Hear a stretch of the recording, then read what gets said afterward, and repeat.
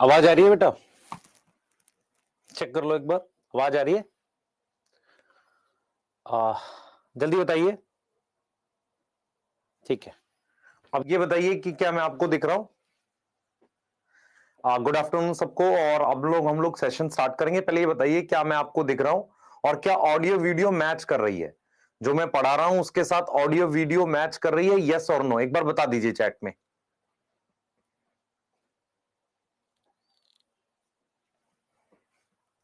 ठीक है, सही है, यस सर। तो लेक्चर को स्टार्ट करेंगे। आज का जो लेक्चर है ना बेटा, लेक्चर नंबर 5 है और एक लेक्चर और लेंगे, उससे चैप्टर फिनिश हो जाएगा। और इस चैप्टर की डीपीपी ऑलरेडी अपलोड हो गई है। सॉल्यूशंस में बता देता हूं, मैंने सेम प्रोटोन में जो डीपीपी थी वो अपलोड कराई है, क्योंकि इस चैप्टर में कोई नई अलग तरह की डीपीपीज आपकी बनती नहीं है। ठीक है, लेकिन इसके पीएनएस एसएनएस आपके जो बन रहे हैं वो आपके 1 से 2 दिन में अपलोड हो जाएंगे, आप उसे बनाते रहिए।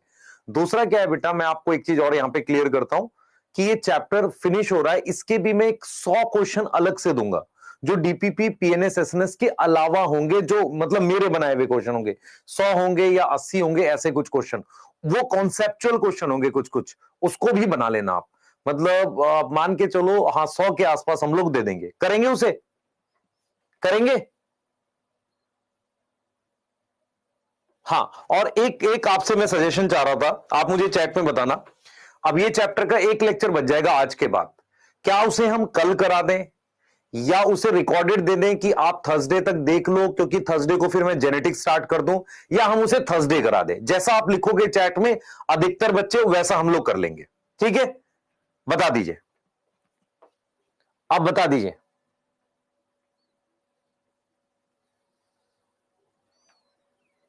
हाँ, क्योंकि क्या होगा फिर मैं थर्सडे से आपको वो स्टार्ट कर पाऊंगा जेनेटिक्स, जैसा आप बताएंगे उस तरीके से हम लोग कर लेंगे। अगर आप एक बार मतलब चैट में लिखेंगे कल, तो कल मैं या तो आज रिकॉर्ड करके कल दे दूंगा आपको, सुबह सुबह मिल जाएगा, शाम तक मिल जाएगा। और आप क्या करोगे फिर थर्सडे से हम जेनेटिक्स स्टार्ट कर पाएंगे। ठीक है, लिविंग वर्ल्ड में इस बीच में जब जेनेटिक्स चल रही होगी उसके साथ बीच में आपको दे दूंगा। बताइए, या आप बोले तो थर्सडे करा दें? कोई है थर्सडे वाला? बेटा लाइव और उसमें कोई खास फर्क नहीं पड़ता। कल का लेक्चर में क्या समझ नहीं आया? पूरा समझ आया होगा, बहुत बढ़िया मेहनत से कराया मैंने।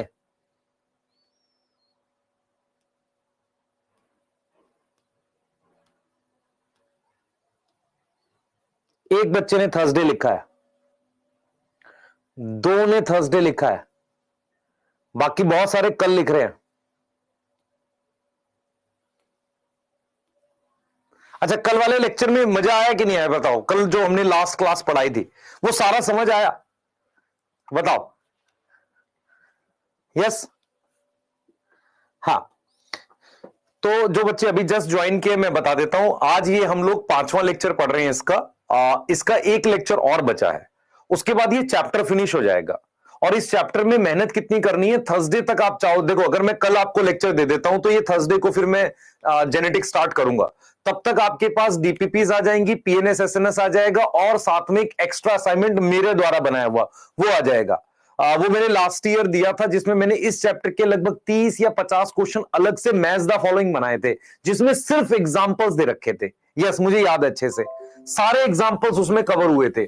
उसके साथ कुछ क्वेश्चंस मेरे और पहले के बनाए हुए हैं, जो मैं खुद से टाइप करके बनाता था, वो अच्छे बढ़िया क्वेश्चन होते थे।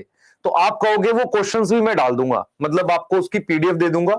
जिनको नहीं मिलता है, जो जो बेचारे उस तरह के बच्चे हैं जो खोज नहीं पाते, मैं टेलीग्राम पे भी डाल दूंगा आज ही। तो अगर आप चाहेंगे तो उसको थर्सडे तक ये चैप्टर कंप्लीट कर लो, टाइम देके, थोड़ा आज देख लो, कल देख लो, या कहो तो सिर्फ थर्सडे पढ़ा दें, फिर हम फ्राइडे से स्टार्ट करेंगे जेनेटिक्स। नहीं तो जो नेक्स्ट वीक आ रहा है उसमें फिर हम लोग जेनेटिक्स थर्सडे से ही स्टार्ट कर देंगे। बताइए, ठीक है?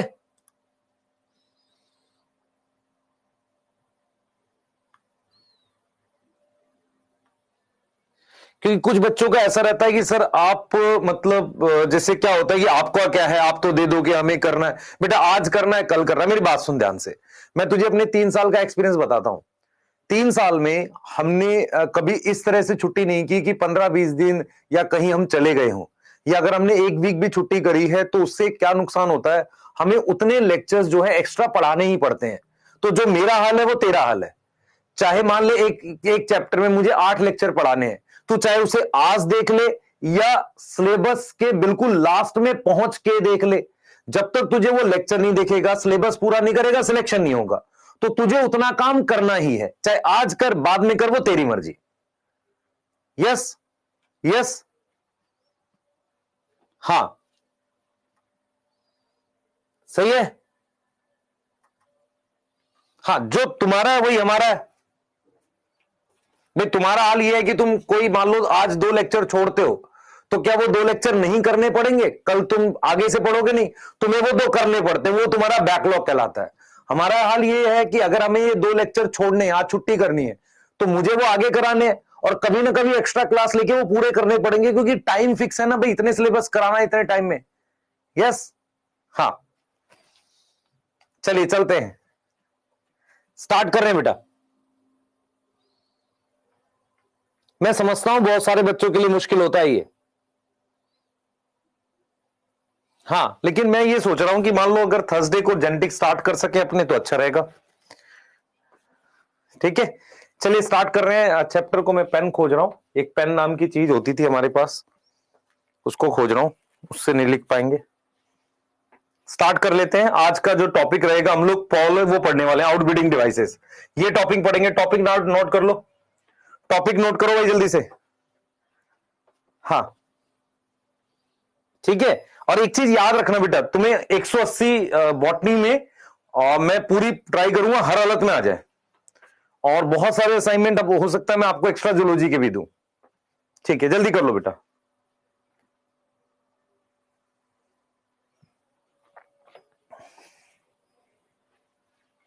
चलो, पेन मिल गया, जेब में था, ये मेरे साथ अक्सर होता है। ये टॉपिक है, स्टार्ट कर रहे हैं। जैसे मैं कई बार चश्मा खोजता हूं, आंख पे होता है। ठीक है, आज का टॉपिक जो है हम लोग पढ़ेंगे आउटबिडिंग डिवाइसेस क्या होते हैं। कल हमने पॉलिनेशन पढ़ लिया था, ठीक है, और पॉलन पिस्टल इंटरेक्शन की बात करेंगे। मैं एक सवाल के साथ इसको स्टार्ट करना चाह रहा था। विंड पॉलिनेशन अकर इन, इस सवाल के साथ इसको स्टार्ट करना चाह रहा हूं। मैंने यहां पर लिख दिया वायोला, मैंने यहां पर लिख दिया वाटर हायासिंथ, मैंने यहां पर लिख दिया पाइनस, मैंने यहां पर लिख दिया वाटर लिली। बताइए बताइए बताइए, बी आएगा, water hyacinth, wind pollination, पापियो,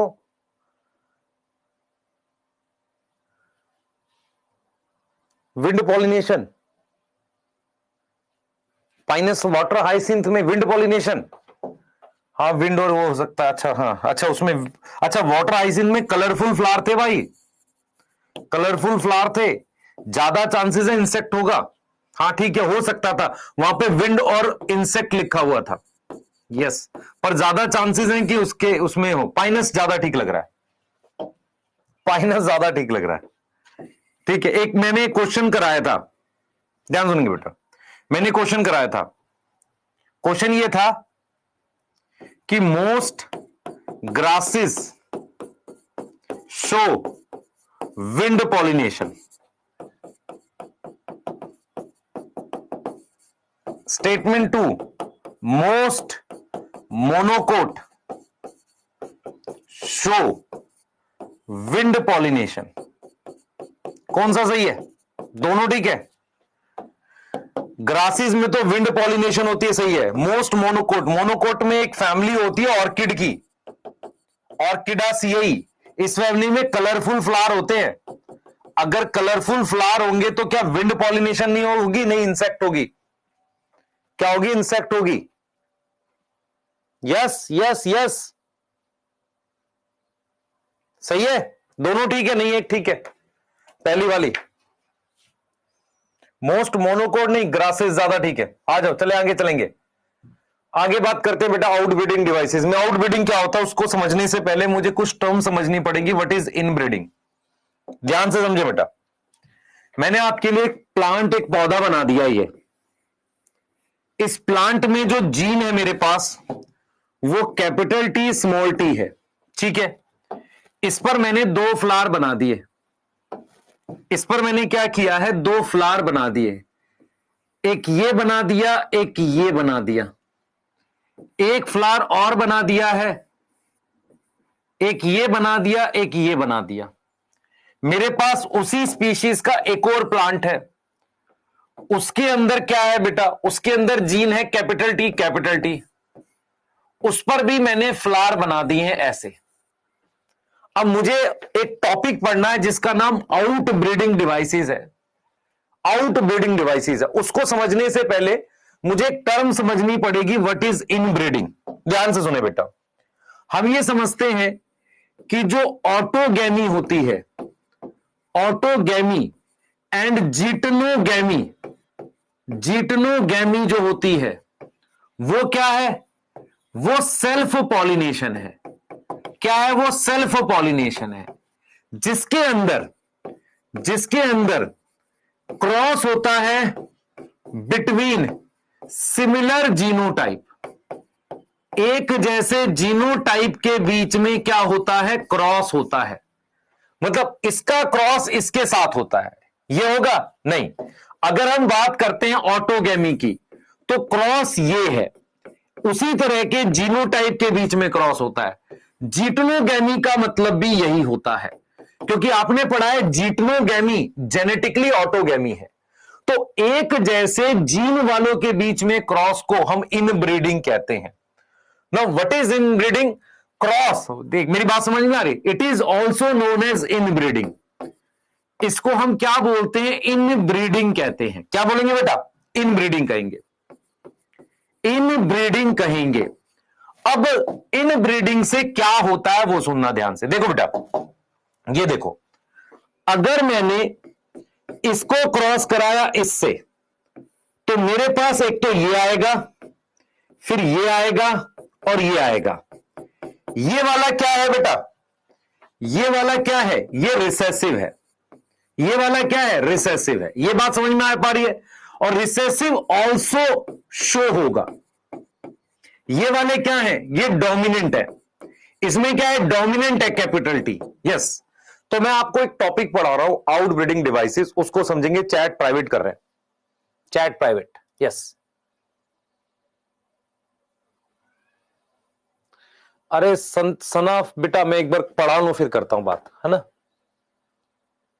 yes, पहले पढ़ लो एक बार, है ना, फिर बात करते हैं इस पे। एक बार पढ़ लो। देखो मैं क्या पढ़ा रहा हूं, मेरी बात सुनो। मैं ये पढ़ा रहा हूं कि आपको इनब्रीडिंग पता होना चाहिए, तब आपको आउट ब्रीडिंग डिवाइस समझ आ जाएगा। आपको ये पता होना चाहिए कि जो ऑटोगैमी और जिटनोगैमी होती है, उसका मतलब होता है इसी तरह के जीनोटाइप के बीच में क्रॉस कराना, एक जैसे जीनोटाइप के बीच में क्रॉस कराना। तो जब मैं एक जैसे जीनोटाइप के बीच में क्रॉस कराता हूं तो रिसेसिव कैरेक्टर शो होता है। तो due to inbreeding, due to inbreeding क्या होता है बेटा, ड्यू टू इनब्रीडिंग कौन से कैरेक्टर शो होते हैं, रिसेसिव कैरेक्टर क्या होते हैं, शो होते हैं। रिसेसिव कैरेक्टर क्या होते हैं, शो होते हैं। जो रिसेसिव कैरेक्टर है, रिसेसिव कैरेक्टर है, वो क्या होता है, शो होता है, दिखता है। यस, और हार्मफुल कैरेक्टर नॉर्मली रिसेसिव होते हैं। हार्मफुल कैरेक्टर क्या होते हैं, नॉर्मली रिसेसिव होते हैं। नॉर्मली क्या होते हैं, रिसेसिव होते हैं। हार्मफुल कैरेक्टर मतलब कोई ऐसा कैरेक्टर जो प्लांट के लिए हार्मफुल है, तो उसको हम बोलेंगे व्हेन ड्यू टू इनब्रीडिंग हमारे पास क्या होती है, हमारे पास हार्मफुल कैरेक्टर अपीयर होने लगे, दिखने लगे। इट इज नोन एज, इसके लिए एक शब्द यूज करते हैं, क्या, इनब्रीडिंग डिप्रेशन। क्या वर्ड यूज करते हैं, इनब्रीडिंग डिप्रेशन। क्या वर्ड यूज करते हैं, इनब्रीडिंग डिप्रेशन। यस और नो, यस सर। मैं रिपीट कर रहा हूं बेटा, मैं रिपीट कर रहा हूं। हम ये मानते हैं कि होता यह है कि ऑटोगैमी और जिटनोगैमी जो है एक तरह का सेल्फ पॉलिनेशन है। जब हम सेल्फ पॉलिनेशन कराते हैं तो हम ये मानते हैं कि होमोजाइगोसिटी, होमोजाइगोसिटी मतलब स्मॉल टी क्या, होमोजाइगोसिटी। होमोजाइगोसिटी इंक्रीज होती है, और जो हार्मफुल कैरेक्टर होते हैं वो रिसेसिव स्टेट में दिखते हैं। जैसे अगर मैं तुझे बोलूं, मैं अगर आपको कहूं कि मान लो प्लांट में स्मॉल साइज की लीफ एक रिसेसिव कैरेक्टर है, वो कब दिखेगा? जब स्मॉल टी आएगा। तो स्मॉल टी कब आएगा? जब आप इनब्रीडिंग कराते हैं। तो हम यहां पर ये कह रहे हैं कि इनब्रीडिंग का मतलब होता है ऑटोगेमी और जिटनोगेमी, जिसकी वजह से रिसेसिव कैरेक्टर दिखते हैं और हार्मफुल कैरेक्टर नॉर्मली रिसेसिव होते हैं। तो अगर कभी रिसेसिव कैरेक्टर दिखे ऑटोगेमी और जिटनोगेमी से, उसको हम नाम देते हैं इनब्रीडिंग की वजह से आई कमी। डिप्रेशन मतलब कमी। तो इसका मतलब मुझे अगर ओवरकम करना है, to overcome inbreeding depression, plant को क्या करना चाहिए? प्लांट नीड टू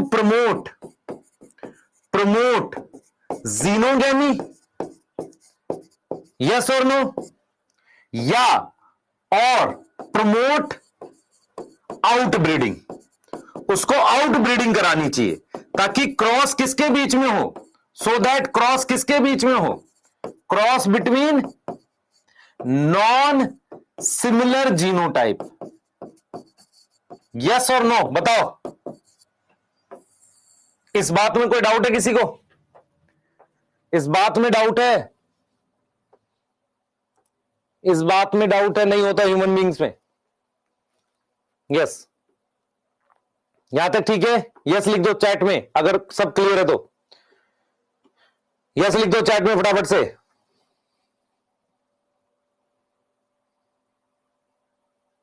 जेनेटिक कब से स्टार्ट करेंगे? मोस्ट प्रोबेबली थर्सडे से। मैं उसके लिए एक वीडियो भी डालूंगा कि मैं जेनेटिक स्टार्ट कर रहा हूं, उसके लिए क्या रिक्वायरमेंट्स होती हैं, कैसे पढ़ना चाहिए, क्या है।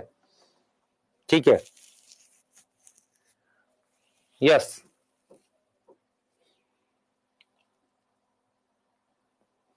रिसेसिव कैरेक्टर क्या होता है बेटा? मेरी बात सुन, ध्यान से सुन। जैसे मान ले मैं क्रॉस कराता हूं ना इन दोनों के बीच में, तो कैपिटल टी टॉल होता है, ये टॉल होता है, ये टॉल होता है, ये ड्वार्फ होता है। तो ड्वार्फ एक ऐसा कैरेक्टर है जो सिर्फ होमोजाइगस स्टेट में दिख रहा है, इसे रिसेसिव कहते हैं। और हार्मफुल कैरेक्टर नॉर्मली रिसेसिव होते हैं। यस, चलिए भाई, चलिए आइए, आ जाइए। हो गया? तो आउटब्रीडिंग का मतलब, आउटब्रीडिंग डिवाइसेस क्या होगा? What outbreeding devices do? क्या करेंगे भाई? What outbreeding devices do? बताओ जल्दी से, क्या वो करेंगे? प्रिवेंट करेंगे इनब्रीडिंग। क्या प्रिवेंट करेंगे? इनब्रीडिंग प्रिवेंट करेंगे। सही है सर, बहुत बढ़िया। इनब्रीडिंग प्रिवेंट करेंगे कैसे? चेक करते हैं, जल्दी जल्दी देखेंगे बेटा।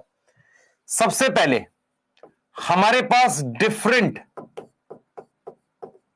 टाइम ऑफ मैच्योरिटी हो, डिफरेंट टाइम ऑफ मैच्योरिटी। इसका क्या मतलब है? इसका मतलब यह है, मेरी बात सुनिए ध्यान से, इसका मतलब यह है कि आपके पास ये प्लांट है, इसमें ये फ्लावर है, और इसमें मेरे पास ये स्टिग्मा है, और ये एंथर है। तो एंथर की मैच्योरिटी और स्टिग्मा की रिसेप्टिविटी अगर अलग अलग टाइम पर होगी, तो चांसेस है कि ये यहां से उड़ के किसी दूसरे इस पर गिरेगा, या किसी और प्लांट पर गिरेगा, या तो जी करेगा या एक्स करेगा। भाई ऑटोगेमी क्यों नहीं करेगा? क्योंकि टाइम ऑफ मैच्योरिटी अलग अलग है। मतलब क्या हुआ कि जो एंथर की क्या हो, एंथर की मैच्योरिटी और एंड स्टिग्मा की रिसेप्टिविटी क्या होनी चाहिए? Not synchronise. इससे क्या होगा? चांस है कि या तो, अब इससे क्या होगा? पॉलिनेटर की नीड आएगी। अगर नीड ऑफ पॉलिनेटर आएगी तो क्या चांस है कि किसी और फ्लावर पे जा सकता है? यस सर, जा सकता है। इसके लिए एक टर्म पहले पढ़ाई जाती थी, डाइकोगेमी। डाइकोगेमी का मतलब होता है अलग अलग समय पे मैच्योरिटी। यस, पर ये अब नहीं पढ़ाई जाती, ये क्वेश्चन नहीं आने के चांसेस है। ये शब्द है, इसके लिए टर्म है। मतलब हम कहते हैं कि आउटब्रीडिंग डिवाइसेस क्या करते हैं? सबसे पहले तो वो टाइम अलग कर सकते हैं। दूसरा वो क्या कर सकते हैं? डिफरेंट डिफरेंट पोजीशन, किसकी? पोजीशन ऑफ स्टिग्मा एंड क्या? Stigma and anther. इससे क्या होगा ये देख बेटा, इससे क्या होगा ये देख। मान ले हमने ये फ्लावर बना दिया, इसमें मेरे पास ये वाला वो है फ्लावर, ऐसे ऐसे फ्लावर है, तो मेरे पास इसका जो पिस्टिल है वो यहां है, इसका एंथर यहां है, इसका पिस्टिल यहां है, इसका एंथर यहां है, तो चांसेस है कि यहां गिरने के चांस कम हो जाएंगे ना। तो इनकी पोजीशन अलग अलग हो, डिफरेंट पोजीशन हो। इसके लिए वर्ड यूज करते थे हरकोगैमी। क्या वर्ड यूज करते थे? हरकोगैमी। पर क्या ये शब्द अब आएंगे? चांसेस कम है। इसके भी चांसेस अब आने के कम है। बस ये आएगा कि क्या हो, टाइम मेच्योरिटी अलग हो, पोजीशन अलग हो। यस यस, आ रही है समझ? यस बेटा, जीटनोगैमी भी प्रिवेंट करनी है। पर मेरे को एक चीज बता जरा, जो यहां से पॉलन उड़ के जाएगा, मतलब हवा से जाए, इंसेक्ट से जाए, वो इस पे भी गिर सकता है और उस पे भी गिर सकता है ना। मैं तो सिर्फ क्या करूंगा, इनकी टाइम अलग कर दो। पर टाइम अलग करने से जीटनो और जीनो दोनों हो सकती है ना, तो कम से कम हमने जीनो के चांस तो बढ़ा दिए। ऐसे ही अगर इनकी पोजीशन अलग होगी, ये इस पे जा सकता है, दूसरे पे भी जा सकता है, तो कहीं ना कहीं मुझे चांस बढ़ाने पड़ेंगे किसके? जीनोगैमी के, तभी आउटब्रीडिंग डिवाइसेस होगी। अब इसमें एक और चीज होती थी, हेट्रोस्टाइली। हेट्रोस्टाइली का क्या मतलब होता था? एक ही प्लांट में दो साइज के स्टाइल मिलते थे, ऐसे। ये देख बेटा, यहां छोटा स्टाइल है, इसमें एंथर बड़ा होता था, इसमें एंथर छोटा होता था, तो छोटा एंथर इधर ट्रांसफर कर देता था, बड़े वाला इधर।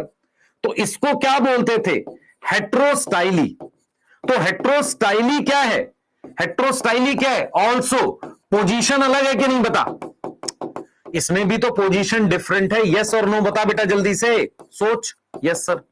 तो अगर तू देखेगा, ये छोटा स्टाइल है, इसका एंथर बड़ा है, इसका छोटा एंथर है, यहां पे स्टेमन है, इसका स्टाइल बड़ा है, इसको कहते थे हेट्रोस्टाइली। अब एक और चीज होती है बेटा, जिसको हम कहते हैं डायोइसी।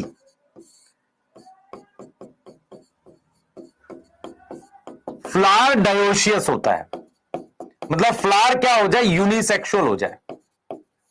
जैसे कि ये कंडीशन या ये कंडीशन। ये देख बेटा,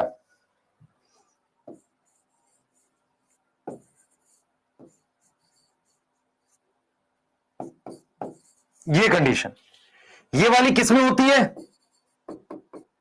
मेज में और कैस्टर में। ये वाली किसमें होती है? बता जल्दी से।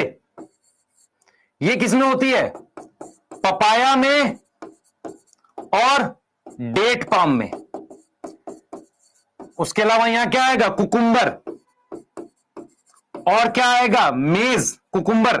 और क्या आ जाएगा? बता बेटा, बता। मेज, कैस्टर, कुकुम्बर।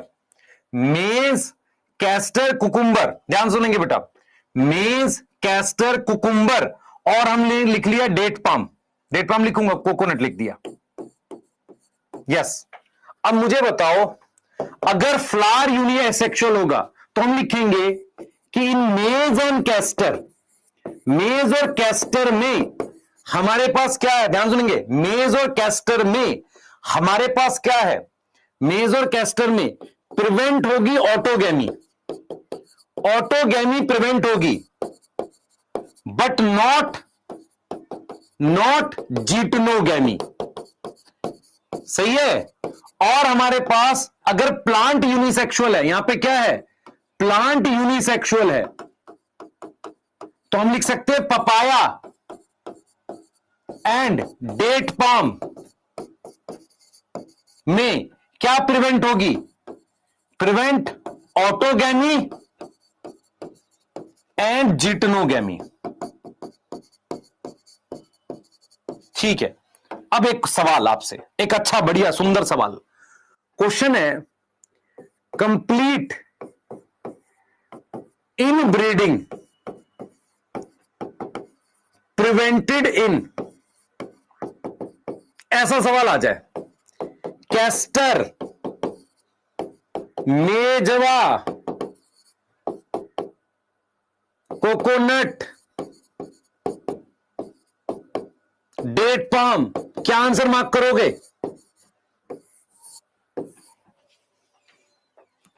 क्या मार्क करोगे? डी।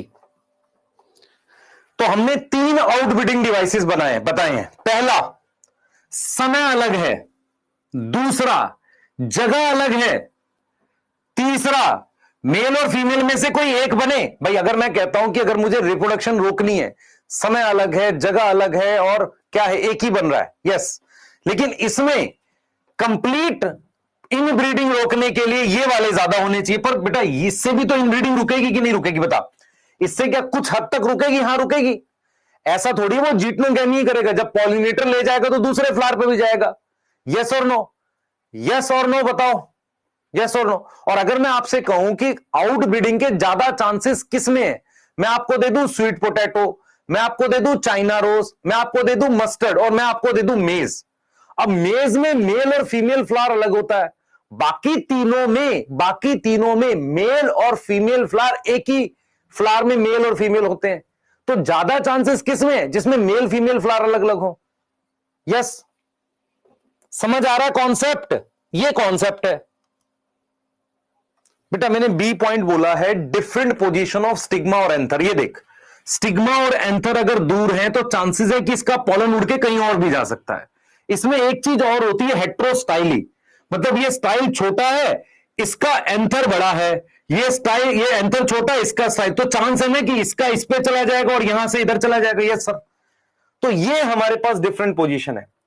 इसके अलावा एक और होता है जिसे हम कहते हैं सेल्फ इनकंपैटिबिलिटी। सेल्फ इनकंपैटिबिलिटी, सेल्फ इनकंपैटिबिलिटी का क्या मतलब है? ध्यान से सुनेंगे।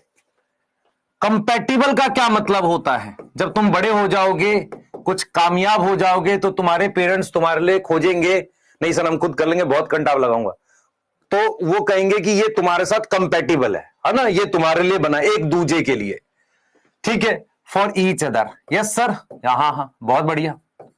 और अगर मैं लिख रहा हूं इनकंपैटिबल, इनकंपैटिबल का क्या मतलब हुआ? फॉर ईच अदर मतलब एक्सेप्टेड, एक्सेप्ट कर लिया। इनकंपैटिबल का क्या मतलब हुआ? रिजेक्ट कर दिया। तो सेल्फ इनकंपैटिबिलिटी का क्या मतलब होता है? प्लांट कुछ ऐसा एवोल्यूशन कर ले, प्लांट कुछ ऐसा एवोल्यूशन कर ले जिसमें वो खुद के जीन का, जैसे मान लो, मेरी बात सुनेंगे सारे, ये प्लांट कैपिटल टी और स्मॉल टी है, तो इसका मतलब ये स्टिग्मा पर क्या होगा? कैपिटल टी स्मॉल टी होगा। इस पर कैपिटल टी स्मॉल टी होगा।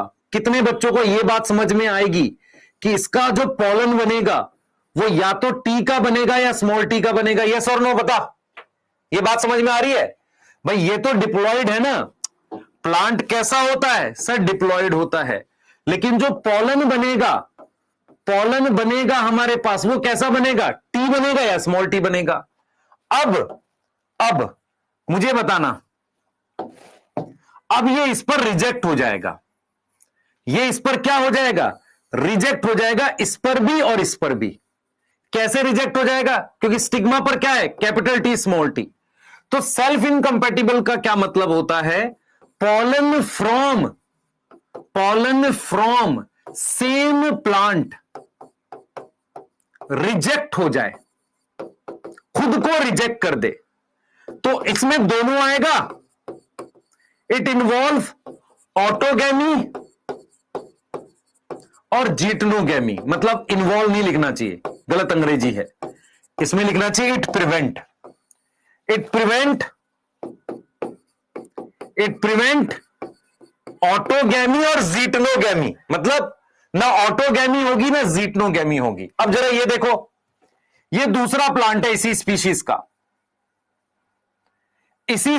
का दूसरा प्लांट है, और इसका genotype capital B small B है। इसका पॉलन यहां एक्सेप्ट हो जाएगा क्योंकि इसके ऊपर क्या है? कैपिटल बी स्मॉल बी है। यहां जो पॉलन आएगा बेटा, यहां जो पोलन आएगा वो कौन सा आएगा आपको पता है? या तो कैपिटल टी आएगा या स्मॉल टी आएगा। ये एक्सेप्ट हो जाएगा, ये क्या हो जाएगा? एक्सेप्ट हो जाएगा। तो इसका मतलब इसमें ओनली क्या पॉसिबल है? ओनली पॉसिबल क्या है? जीनोगैमी। और अगर आप ध्यान से देखो, सेल्फ इनकम्पैटिबिलिटी, मुझे बता, सोच के बताना, सेल्फ इनकम्पैटिबिलिटी जेनेटिक मैकेनिज्म है, जीन्स की वजह से हो रहा है। देखो इधर देखो बेटा, ये प्लांट है, इसकी ये जीन्स है, तो स्टिग्मा डिप्लॉयड होता है, उस पर भी ये जीन होगी, एंथर पर भी ये होगी। लेकिन जो पॉलन होते हैं वो हैप्लॉयड होते हैं, तो हैप्लॉयड में या तो कैपिटल टी होगा या स्मॉल टी, सेग्रीगेशन हो गया। Yes sir. तो ये इस पर भी रिजेक्ट होगा, यहां भी रिजेक्ट होगा और यहां भी रिजेक्ट होगा, ये दोनों जगह रिजेक्ट होगा, सिर्फ यहां एक्सेप्ट होगा। तो क्या सेल्फ इनकम्पैटिबिलिटी जेनेटिक मैकेनिज्म है? Is genetic mechanism? यस और नो? यस और नो? क्या सेल्फ इनकम्पैटिबिलिटी जेनेटिक मैकेनिज्म है? यस और नो? Yes sir. जीन्स की वजह से हो रहा है, जीन्स की वजह से हो रहा है। कुछ समझ नहीं आया sir. Big T small T, गधे हो ना तुम, क्योंकि जेनेटिक्स 0 है, माइनस में चल रही है हमारे अंदर। इधर देख भाई, फिर से देख, दिए गए चित्र की तरफ ध्यान दे। दिए गए चित्र में दिखाया गया है, इधर देख, ये प्लांट है, इस प्लांट में जीन्स है कैपिटल टी स्मॉल टी, तो इसका फ्लावर भी डिप्लॉयड होगा। हाँ सर, फ्लावर डिप्लॉयड होता है, स्पोरोफिटिक जनरेशन है, तो इसके स्टिग्मा पर भी क्या जीन होगी? कैपिटल टी स्मॉल टी, क्योंकि ये डिप्लॉयड है तो ये भी डिप्लॉयड होगा ना। हाँ सर, डिप्लॉयड होगा। अब यहां पर एंथर बना दिया, एंथर भी क्या होगा? Capital T small T diploid होगा। अब एंथर के अंदर पॉलन जो बनते हैं वो क्या होते हैं? गैमेटोफिटिक जनरेशन होते हैं, तो पॉलन इसके बनेंगे कौन से? या तो टी के बनेंगे या स्मॉल टी के पॉलन बनेंगे, दो तरह के पॉलन बनेंगे। अब मुझे बताओ जरा, मुझे बताओ, अब मैं ये कह रहा हूं कि एक जैसे जीन का पॉलन रिजेक्ट हो जाएगा। अब जैसे समझो, इस स्टिग्मा पर कैपिटल टी स्मॉल टी, ये इसका एंथर है। अब मान लो कोई पॉलन टी वाला गया, टी वाला किसके पास गया? T small T, reject. Small T वाला किसके पास गया? T small T, small T, इसकी वजह से रिजेक्ट। यस और नो? तो ना ऑटोगैमी होगी, ये भी पॉसिबल नहीं है, और यहां से ये भी पॉसिबल नहीं है। लेकिन अगर मैं इसको किसी उसी स्पीशीज के किसी दूसरे प्लांट पर ले गया जिसके जीन्स ये हैं, जिसके जीन्स है कैपिटल बी स्मॉल बी, मान लो, तो इसमें कैपिटल बी स्मॉल बी होगा, यहां कैपिटल बी स्मॉल बी होगा, ठीक है। तो ये वाला पॉलन रिजेक्ट थोड़ी होगा, ये जीन और ये जीन अलग अलग है ना। बता बेटा। Yes yes. अब इसका सवाल अच्छा कैसे बनाऊं मैं? एक अच्छा सवाल बनाते हैं। सर आप क्या करते हो ना, बहुत धीरे धीरे पढ़ाते हो। नहीं, मैं सवाल कराता हूं। देख मैं सवाल क्या कराऊंगा इसका, ध्यान से सुन। पहला सवाल मैं ये कराऊंगा कि which outbreeding devices prevent complete autogamy. पहला सवाल ये आएगा, उसमें ऑप्शन रहेगा तो आपके पास कि एक लिख देगा हरकोगैमी, मान लो लिख दे। हरकोगैमी का मतलब पोजीशन अलग है, पोजीशन डिफरेंट है। डिफरेंट है तो क्या हुआ? हवा से उड़ के चला जाएगा। दूसरा, टाइम अलग है, डाइकोगैमी। डाइकोगैमी मतलब टाइम ऑफ मैच्योरिटी अलग है। फिर मैंने लिख दिया डायोसी, डायोइसी। फिर मैंने लिख दिया सेल्फ इनकम्पैटिबिलिटी। अब बता कौन सा ऐसा है जो सेल्फ इनकम्पैटिबिलिटी करेगा, प्रिवेंट करेगा? बता बता भाई। यस सर, डी आएगा। बहुत बढ़िया। अब थोड़ा सा क्वेश्चन और बनाते हैं और मजबूत क्वेश्चन बनाते हैं। सर मजबूत कैसा है? ये देख, क्वेश्चन मजबूत ये है कि विच पेयर ऑफ टिश्यू या प्लांट, ठीक है, prevent inbreeding. A anther stigma, anther stigma,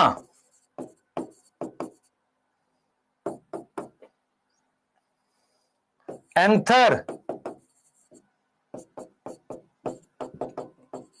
stigma,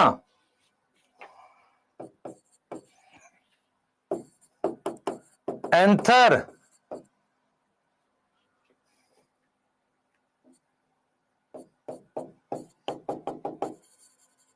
stigma. बता भाई, सी आएगा? देख ले। अच्छा, मैं तेरे को एक और क्वेश्चन देता हूं।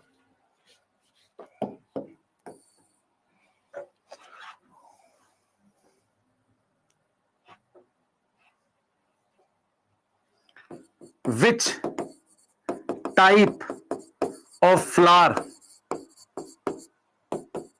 cannot show self incompatibility?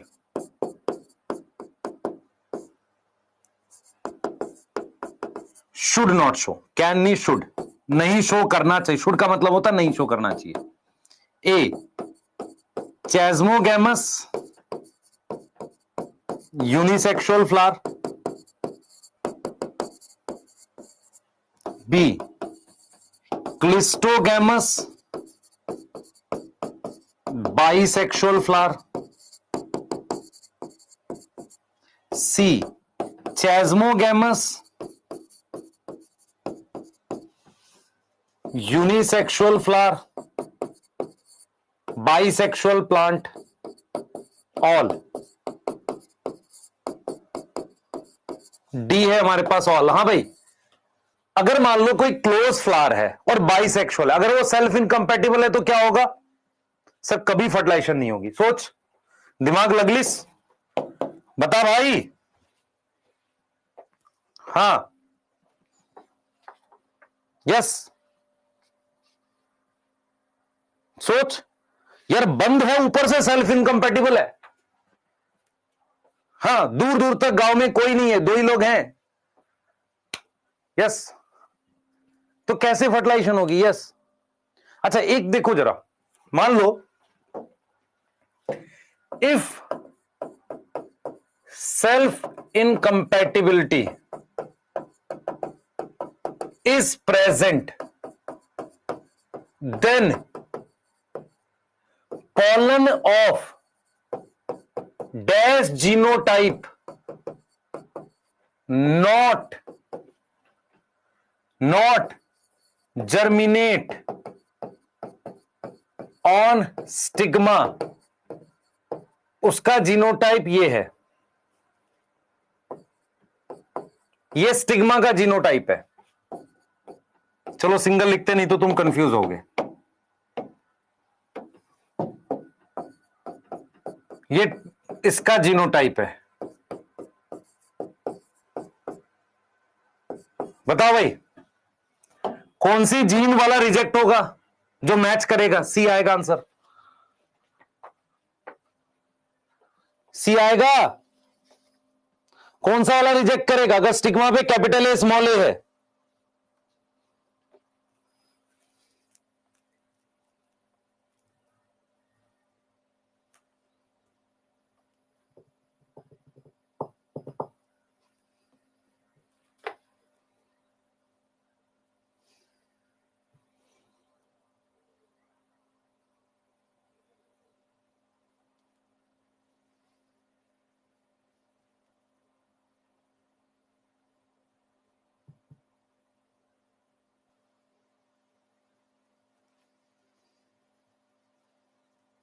हो गया? चलिए, आज लिखने क्यों नहीं दे रहे? दे रहा हूं, देख लो पहले, लिख लो आप यार, लिखने दे रहा हूं। पापी लिख ले, लिखने के बाद टाइम दे रहा हूं यार, देख रहा हूं, जल्दी ले ले, पहले ये लिख ले, एक एक मिनट दे रहा हूं लिखने के लिए, जल्दी कर, जल्दी कर ले बेटा, कर ले कर ले, लिख ले। फिर मैं तुझे पढ़ा रहा हूं पॉलन पिस्टल इंटरेक्शन, बहुत अच्छा टॉपिक है, बहुत शानदार, मजा आएगा। चल कर जल्दी से। लिख लिया? हाँ बेटा, बात का बुरा मत माना करो आप लोग।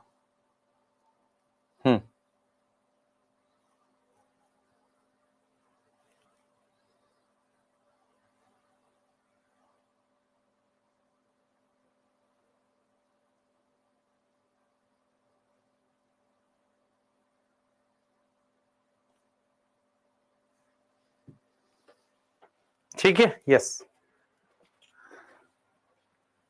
चलिए, फर्स्ट लिख लिया आपने, आइए ये वाला लिख लो, सेकंड लिख लो स्लाइड, चलो जल्दी। हाँ हाँ, पुराने पापी हैं बेटा, पढ़ लो नहीं तो घोर पापी हो जाओगे।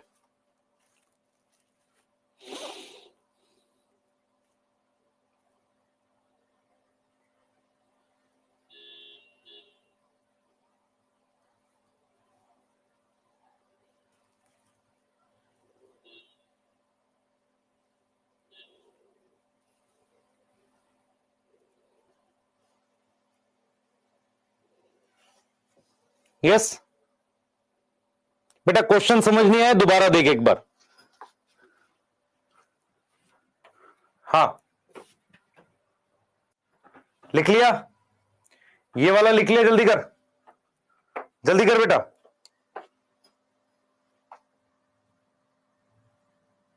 क्वेश्चन में जान डालू नीरज, बहुत पिटाई करूंगा, ज्यादा मुश्किल कराऊंगा तो रोएगा फिर। इतना कर ले जाएगा, नीट में हो जाएगा। अपने सर भी तो देख। हाँ नलायक,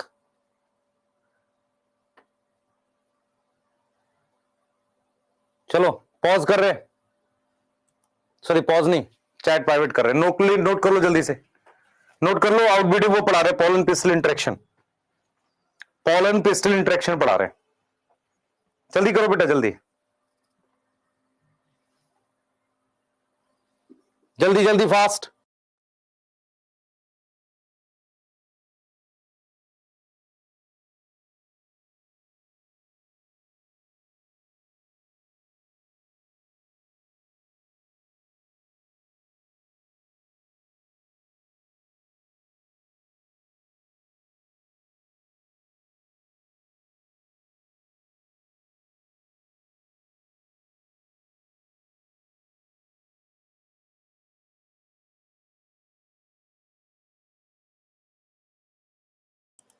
चलो भाई, डन है, डन है, लिख लो इसे, लिख लो बेटा, जल्दी लिख लो, लिख लो जल्दी से।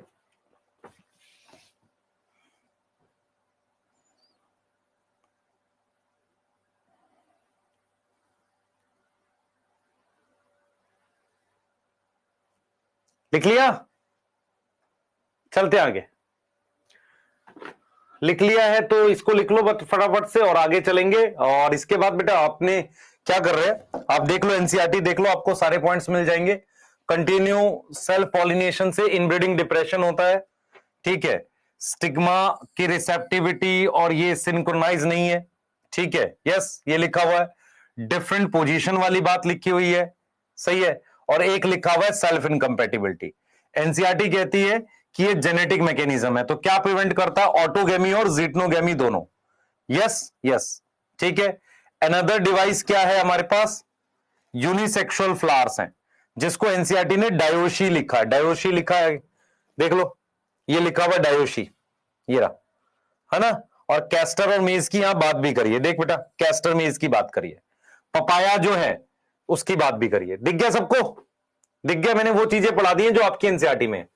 अब आगे जाएंगे, अपने डिस्कस कर रहे हैं पोलन पिस्टल इंटरेक्शन। अब मेरी बात सुनो, हमने यहां पर प्री फर्टिलाइजेशन चेंजेस की बात करी थी, देख बेटा इधर देख, इधर देख, हमने प्री फर्टिलाइजेशन चेंजेस की बात करी थी। हमने कहा था कि ये जो है ये सारा ये प्री फर्टिलाइजेशन चेंजेस में आएगा, उसके बाद हम फर्टिलाइजेशन पढ़ेंगे, यस, फिर पोस्ट फर्टिलाइजेशन चेंजेस। तो जो प्री फर्टिलाइजेशन चेंजेस है ना, प्री फर्टिलाइजेशन चेंजेस जिसमें लास्ट इवेंट जो है पोलन पिस्टल इंटरेक्शन है, इसका मीनिंग क्या है, इसका मीनिंग एग्जैक्टली क्या है? इसका मीनिंग क्या है? देख बेटा, इसका मीनिंग है कि आपके पास ये एंथर है, उसके बाद ये स्टिग्मा है, ये स्टिग्मा है, यहां से पॉलन उड़ के यहां आ गया। देख लो, यहां से पॉलन उड़ के यहां आ गया, ठीक है। उसके बाद से उसने पॉलन ट्यूब बनाई। अब यहां से वो पॉलन यहां पे गिर गया, उसके बाद वो एक्सेप्ट हो सकता है या रिजेक्ट हो सकता है, फिर पॉलन ट्यूब बनाएगा और पॉलन ट्यूब बनाकर वो ओव्यूल के अंदर एंटर कर रही है, ये ऐसे। तो यहां तक के सारे इवेंट को अपने क्या बोलेंगे? Pollen pistol interaction. तो पॉलन पिस्टल इंटरेक्शन का मतलब है कि ऑल इवेंट्स, वो सारे इवेंट्स आफ्टर पॉलिनेशन, पॉलिनेशन के बाद till entry of pollen tube किसके अंदर? Inside ovule. ओव्यूल के अंदर एंट्री तक के सारे इवेंट को अपने क्या बोलते हैं? पॉलन पिस्टल इंटरेक्शन बोलते हैं। क्या पॉलन पिस्टल इंटरेक्शन में फर्टिलाइजेशन आता है? नहीं आता। इस तरह के क्वेश्चन आ सकते हैं। Pollen pistol interaction not involve A fertilization, B wind pollination, C division in zygote, D all। आप देख लो, इनमें से कोई भी, इन तीनों में से पॉलन पिस्टल इंटरेक्शन नहीं है। फर्टिलाइजेशन के बाद ज़ाइगोट डिवाइड करेगा, विंड पॉलिनेशन इससे पहले का इवेंट है, सही है। तो इसका मतलब इसमें क्या क्या क्या है? इट इन्वॉल्व ए, सबसे पहले एक्सेप्टेंस और रिजेक्शन ऑफ पॉलन। या तो पॉलन एक्सेप्ट होगा या रिजेक्ट होगा। पहला इवेंट तो ये है, पहला इवेंट तो ये है। देख लो बेटा, पहला इवेंट ये है बच्चे। यस यस यस यस, ठीक है बेटा। पहला इवेंट ये है कि भाई या तो पॉलन एक्सेप्ट होगा या रिजेक्ट होगा। अगर वो एक्सेप्ट हो गया, इफ एक्सेप्टेड, तो क्या होगा? उसकी जर्मिनेशन होगी। किसकी जर्मिनेशन होगी? पॉलन की। तीसरा क्या होगा? ग्रोथ होगी पॉलन ट्यूब की। किसमें किसमें ग्रोथ होगी? इन स्टिग्मा में ग्रो करेगा। फिर ग्रोथ ऑफ पॉलन ट्यूब किसमें? स्टाइल में। किसमें? स्टाइल में। फिर एंट्री ऑफ पॉलन ट्यूब होगा। ये सारे इवेंट पढ़ेंगे बेटा किसमें? Inside ovule. हम यही चीज आपको समझा रहे हैं कि एक बार जब इस पर हमारे पास पॉलन गिर गया ऐसे, ये देख रहे हो, ये चीज आपको पता है, ये इस तरीके से हमारे पास ओव्यूल होता है ऐसे, और यहां एम्ब्रियो सैक होता है, एम्ब्रियो सैक। तो एक बार जब पॉलन गिर गया और उसने पॉलन ट्यूब बनाई यहां से ऐसे, सबसे पहले मान लो वो क्या हुआ?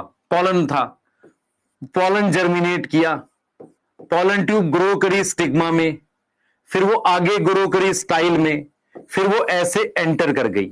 तो ये पहला इवेंट हो गया, फिर दूसरा हो गया, तीसरा हो गया, ऐसे सारा। तो ये सारे इवेंट को हम किस में पढ़ते हैं? पॉलन पिस्टल इंटरेक्शन में। यस और नो? Yes sir. क्या इसमें फर्टिलाइजेशन आता? नहीं। पॉलन पिस्टल इंटरेक्शन क्या प्री फर्टिलाइजेशन चेंज है? यस। ठीक है, क्लियर है बेटा। इंपॉर्टेंट फैमिलीज की पीपीटी नहीं आई होगी, पता नहीं, मैंने उसका असाइनमेंट दे दिया आपको टेलीग्राम पे। डी पॉइंट में लिखा है growth of pollen tube in style. In style, style में ग्रो करती है। अरे स्टाइल वाला स्टाइल नहीं, ये वाला स्टाइल है ना, ऐसा थोड़ी स्टाइल दिखाती है, नहीं स्टाइल के अंदर ग्रो करती है। यस, जल्दी लिखो। आर्टिफिशियल हाइब्रिडाइजेशन इसके बाद कराऊंगा बेटा, है ना, इसके बाद कराऊंगा, जल्दी करो, नोट करो, स्टार्ट कर रहे हैं पॉलन ऑन स्टिग्मा से, जल्दी फास्ट, पॉलन ऑन स्टिग्मा से स्टार्ट कर रहे हैं, जल्दी जल्दी फास्ट, लिख लिया?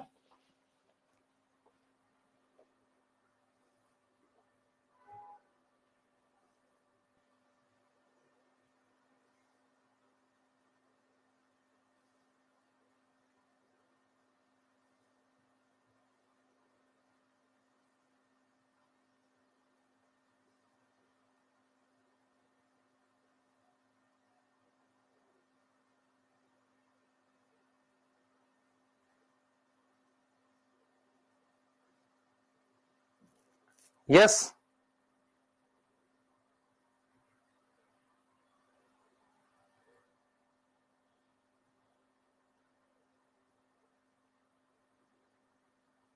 ठीक है, चलिए आगे चलते हैं। सबसे पहले हम लिख रहे हैं pollen on stigma, pollen gain stigma पे है, देखेंगे आप लोग, ये पहली बात हम कर रहे हैं यहां पे, पॉलन ऑन स्टिग्मा, ध्यान से सुनेंगे। हमारे पास ये स्टिग्मा है, ये स्टिग्मा है, ठीक है, यहां पर हमारे पास ये पॉलन है,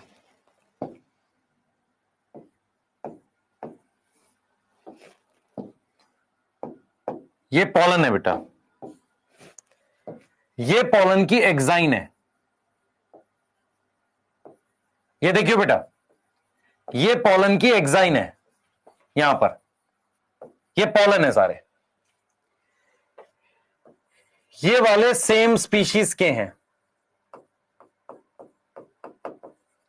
ये वाले डिफरेंट स्पीशीज के हैं,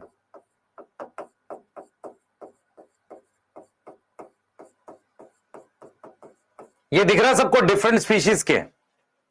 तो पॉलन ऑन स्टिग्मा दो ऑप्शन है, पहला ऑप्शन ये है, ऑप्शन वन ये है कि पॉलन क्या हो जाएगा, रिजेक्ट हो जाएगा। पहला ऑप्शन क्या है, पॉलन इज रिजेक्टेड, रिजेक्टेड, या लिख सकते हो नॉट अलाउ टू जर्मिनेट। उसके क्या कारण हो सकते हैं, उसके क्या रीजन हो सकते हैं, रीजन क्या हो सकते हैं? पहला हो सकता है stigma is not receptive, stigma तैयार नहीं है, होगा कि नहीं बताओ? हो सकता है ये स्टिग्मा तैयार नहीं है अभी। दूसरा रीजन हो सकता है, दूसरा क्या हो सकता है बताओ? दूसरा क्या हो सकता है कि पॉलन दूसरी स्पीशीज का है, pollen is of different species, different species का है। अगर अलग स्पीशीज का है तो उसके लिए क्या शब्द लिखोगे? इनकंपैटिबल। क्या लिखोगे? इनकंपैटिबल। और ऐसे भी चांसेस हैं कि may be plant is promoting self incompatibility, तो अपनी स्पीशीज वाला भी रिजेक्ट हो सकता है। मेरी बात समझ में आ रही है? बोलो। ये तीन कारण है पॉलन के रिजेक्ट होने के, देख लो ध्यान से, तीन कारक के है। स्टिग्मा इज रिसेप्टिव या नॉन रिसेप्टिव, नॉन लिखना चाहिए, गलत लिखा है। Stigma is non receptive, stigma is non, non मतलब अभी तैयार नहीं है। यहां तक समझ में आ रहा है? जल्दी बताओ, यहां तक समझ में आ रहा है? हां, stigma is non receptive, yes, ये रीजन है, ये रीजन है इसके रिजेक्ट होने के। दूसरा ऑप्शन क्या हो सकता है? Option two, pollen is accepted, pollen को स्वीकार कर लिया जाएगा, पॉलन इज एक्सेप्टेड। मक्कारी ना करो, इधर ध्यान रखो, तुम क्या सोच रहे हो हमें सब पता है, इधर ध्यान दो। Reason, stigma is receptive, reason stigma is receptive, तैयार है। ये एक तरीके से कंडीशन है बेटा, ये तो चाहिए मुझे। दूसरा, pollen is of same species, same species वाले पॉलन को क्या बोलोगे भाई, कंपैटिबल हो। यस और नो, यस और नो, यस और नो, ठीक है। सेल्फ इनकम्पैटिबिलिटी एब्सेंट लिख लो, एक ही बात है। यहां तक समझ में आ रहा है, या तो पॉलन एक्सेप्ट होगा या रिजेक्ट होगा। अब एनसीईआरटी क्या लिखती है देखो, एनसीईआरटी एक लाइन लिखती है कि एक्सेप्टेंस, एक्सेप्टेंस और rejection of pollen is due to chemical dialogue. यहां पर केमिकल डायलॉग का मतलब है रिएक्शन, एक तरह का केमिकल रिएक्शन होता है बिटवीन पॉलन एंड पिस्टिल। आपको यह समझना पड़ेगा, आपको यह समझना पड़ेगा कि हमारे पास ये स्टिग्मा है, यस और नो, यस सर। हमारे पास ये पॉलन है, दिस इज पॉलन, जो सेम स्पीशीज का एक्सेप्ट होगा या वो अलग स्पीशीज का है रिजेक्ट होगा। एक्सेप्टेंस और रिजेक्शन ये डिपेंड करता है कि पॉलन की जो एक्साइन है, एक्साइन और इसमें रिएक्शन होता है। देखो एनसीईआरटी ने पॉलन और पिस्टिल लिखा है, तो पॉलन का कौन सा पार्ट, विच पार्ट, कौन सा पार्ट रिएक्शन करता है, एक्साइन। और पिस्टिल का कौन सा पार्ट, विच पार्ट, स्टिग्मा। तो कहीं ना कहीं स्टिग्मा और एक्साइन में केमिकल रिएक्शंस होते हैं। अगर वो रिएक्शंस हो पाते हैं, अगर वो रिएक्शंस हो पाते हैं इसके बीच में एक रिएक्शंस होने चाहिए, एक्सेप्टेंस और, ठीक है, तो वो एक्सेप्ट हो जाता है, नहीं तो वो रिजेक्ट हो जाता है। ये रिएक्शन का क्या मतलब है बेटा, कहीं ना कहीं एक्साइन में कुछ प्रोटीन होती है, एक्साइन में कुछ ऐसी प्रोटीन होती है जिसकी वजह से ऐसा होता है। तो एनसीईआरटी लिखती है कि एक्सेप्ट होना और रिजेक्ट होना ये डिपेंड करता है जो केमिकल प्रेजेंट है पॉलन में। पॉलन में कहां पर, एक्साइन में, और पिस्टिल में कहां पर, स्टिग्मा पे। यस और नो, यस और नो, यस,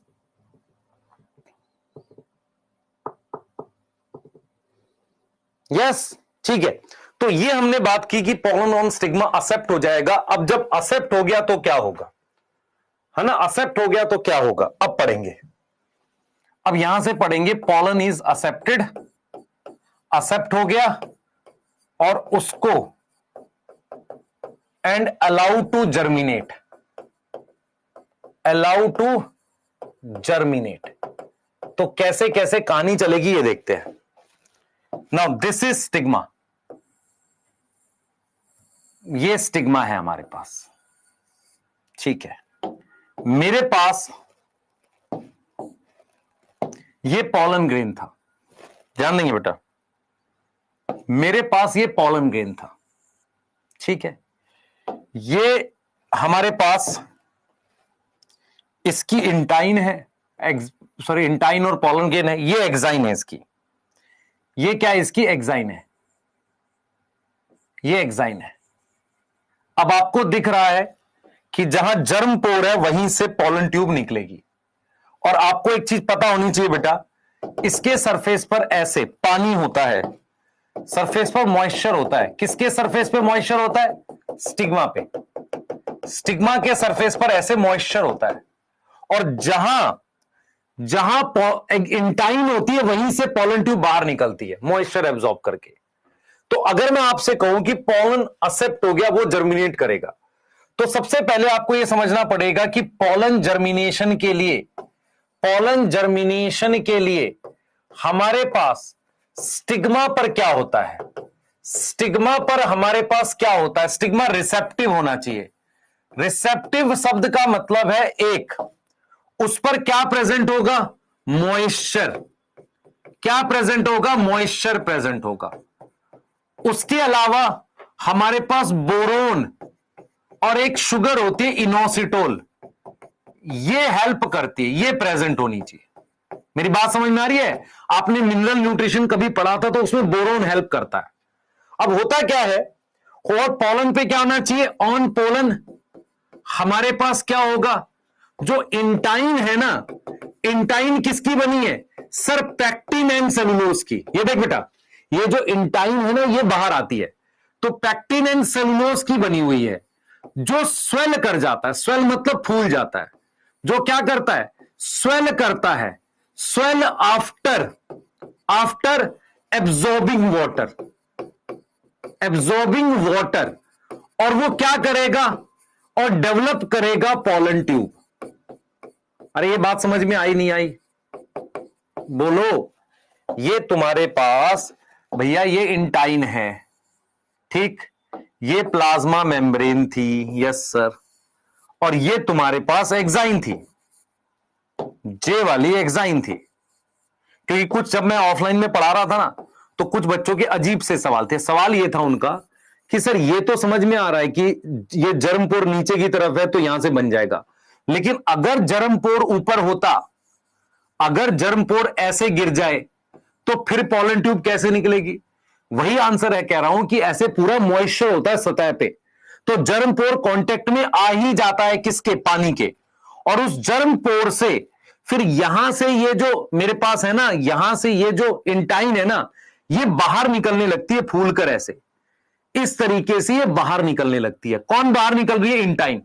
अब ये इंटाइन किसकी बनी हुई थी? इंटाइन क्या दे रही है? ये डेवलप कर रही है पोलन ट्यूब। ये डेवलप कर रही है क्या? Pollen tube. यस और नो? और ये क्यों ऐसा कर रही है? क्योंकि इंटाइन किसकी बनी थी? पैक्टिन प्लस सेलुलोज की। लकड़ी पानी में फूल जाती है, मॉइस्चर में इंटाइन फूल जाती है।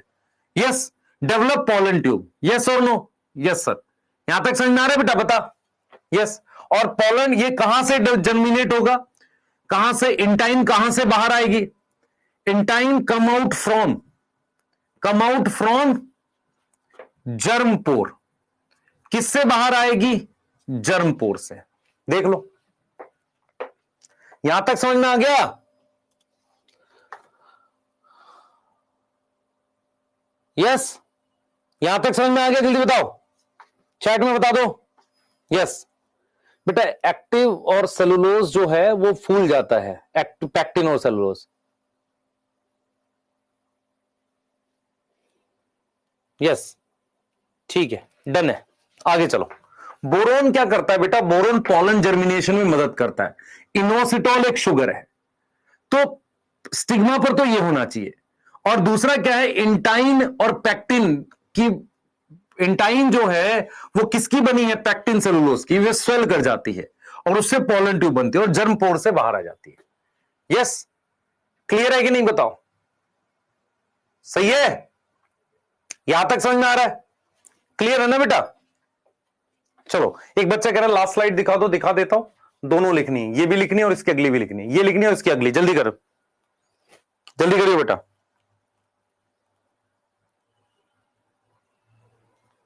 जल्दी जल्दी, फास्ट।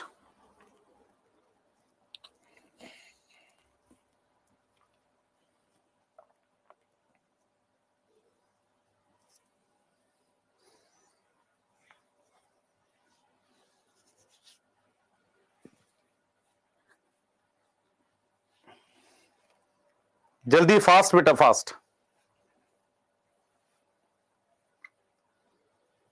लिख लिया? ये वाला लिख लिया था? ये तो आपने लिख लिया था। ये वाला लिख लो, ये वाला लिख लो। एक्सेप्ट होगा या रिजेक्ट होगा? ये वाला लिख लो, फिर अगली स्लाइड दिखा रहा हूं।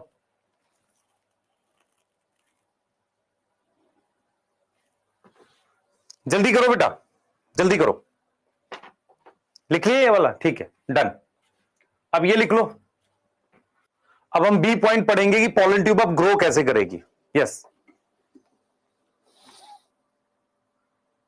कहां एग्जाइन लिखा है बेटा?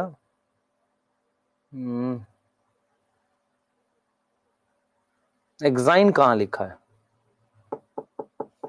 अच्छा, वहां नीचे बेटा जो स्टिग्मा है वो इसके साथ इंटरेक्ट करता है, ये एग्जाइन है।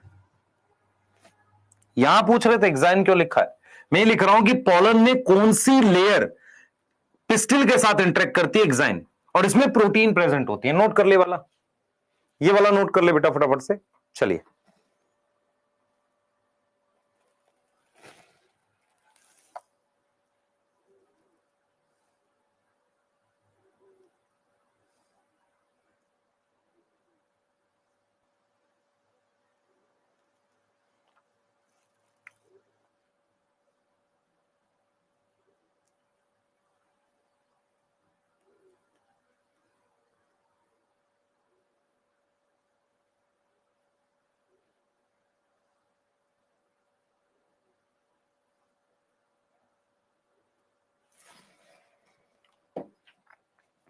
हो गया? ठीक है, नेक्स्ट चल रहे हैं बेटा, नेक्स्ट चलेंगे, स्टार्ट कर रहे हैं pollen on stigma. Yes, next बात कर रहे हैं, ध्यान देंगे आप।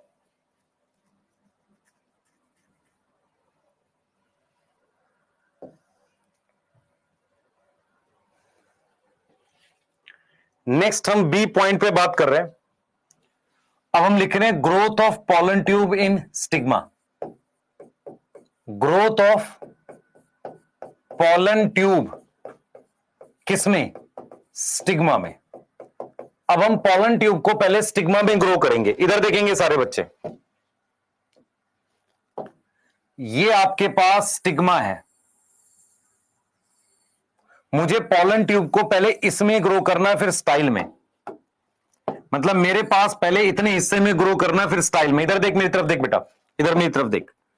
तेरे पास ये पॉलन ग्रेन है, ये तेरे पास पॉलन ग्रेन है मान ले, ठीक है। ये इसकी क्या थी, देख बेटा, ये इसकी क्या थी, थोड़ा सा इसको नीचे कर देते हैं, ये रहा देख, ये इसकी क्या थी बेटा, ये इंटाइन थी, ये इसकी प्लाज्मा मेम्ब्रेन थी ऐसे, और इसके बाहर मेरे पास एक्साइन थी ऐसे। अब हम क्या कर रहे हैं, इसकी पॉलन ट्यूब बना रहे हैं, ये एक्सेप्टेड वाला है, इसकी पॉलन ट्यूब बना रहे हैं, ठीक है। अब जरा देखना, जब ये पॉलन ट्यूब ग्रो करती है ना ऐसे आगे, तो इसमें जो वेजिटेटिव सेल का न्यूक्लियस होता है, इधर देख, ध्यान दियो बेटा, इसमें जो न्यूक्लियस होता है वेजिटेटिव सेल का, वो आगे आ जाता है यहां, वो हमारे पास यहां आ जाता है। ये वेजिटेटिव सेल का न्यूक्लियस है। ये किसका न्यूक्लियस है? ये वेजिटेटिव सेल का न्यूक्लियस यहां आ जाता है, ठीक है। यस यस, और यहां पर इसके पीछे दो मेल गैमेट होते हैं, इसके जस्ट पीछे क्या होते हैं बेटा, दो मेल गैमेट। दो मेल गैमेट हमारे पास क्या होते हैं, इसके जस्ट पीछे होते हैं, इसके जस्ट पीछे होते हैं दो मेल गैमेट। क्लियर है? इधर देखना। अब एक सिचुएशन ये है, एक सिचुएशन ये है बेटा, समझना इसे।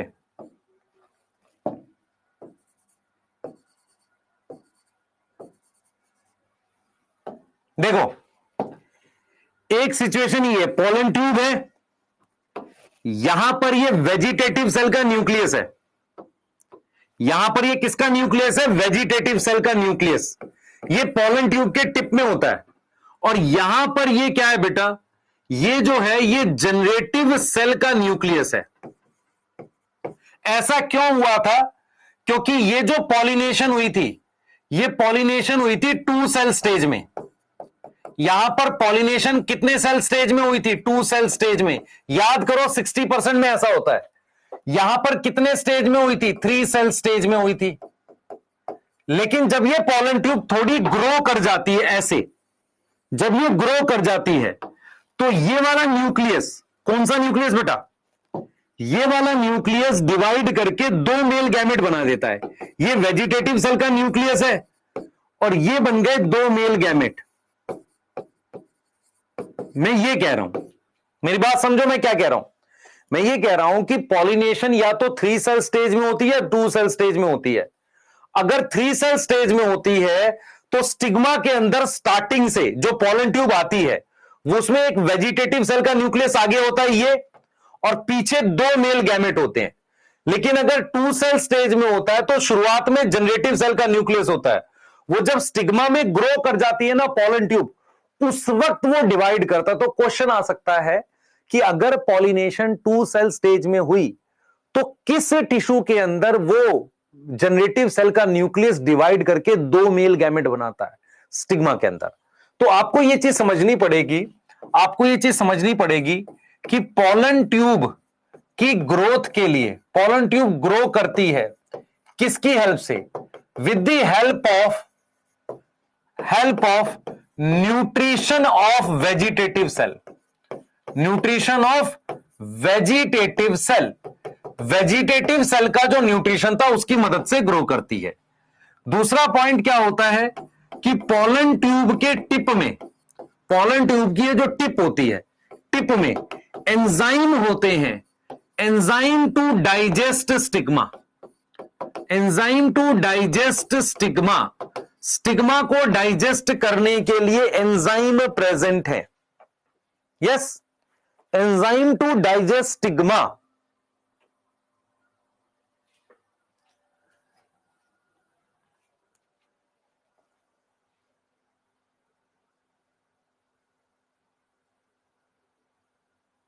ठीक है, तो पॉलन ट्यूब ग्रो कर सकती है, पॉलन ट्यूब ग्रो कर सकते हैं with the help of nutrition of vegetative cell. Pollen tube के टिप में एंजाइम होगा टू डाइजेस्ट स्टिग्मा। ठीक है, उसके बाद क्या होगा कि अगर इफ, अच्छा मेरे पास क्या होगा, टिप ऑफ पॉलन ट्यूब में पहले क्या होगा, वेजिटेटिव सेल का न्यूक्लियस होगा, देन 2 मेल गैमेट होते हैं। क्या होते हैं? 2 मेल गैमेट। देख बेटा, स्टिग्मा के अंदर सेल्स होते हैं ये ऐसे, इनको डाइजेस्ट करना पड़ता है। अगर हम यहां पे लिखें इफ पॉलिनेशन कौन सी स्टेज में हुई है, पॉलिनेशन कब हुई है? 2 सेल स्टेज में। तो क्या होगा, क्या होगा? Initially 1 vegetative cell nucleus, then 1 generative cell nucleus. Yes, yes. If pollination मेरे पास 2 सेल स्टेज में हुई है तो हमारे पास क्या है बेटा, देख लो, इनिशियली एक वेजिटेटिव सेल का न्यूक्लियस है और एक जनरेटिव सेल का न्यूक्लियस है। अगर पॉलिनेशन 2 सेल स्टेज में हुई है, यस और नो, बता बेटा, यस और no? Yes sir, yes sir. And generative cell nucleus divide होगा स्टिग्मा में, डिवाइड इन स्टिग्मा, और क्या देगा? Give 2 male gamete. साथ ही लिख लो ना भाई, ये तो आसान है, समझा दिया उसके बाद लिख रहा हूं। ये देख, 2 मेल गैमेट देगा। और अगर पॉलिनेशन 3 सेल स्टेज में हुई, 3 सेल स्टेज में हुई, तो क्या होगा? फ्रॉम स्टार्टिंग, शुरू से,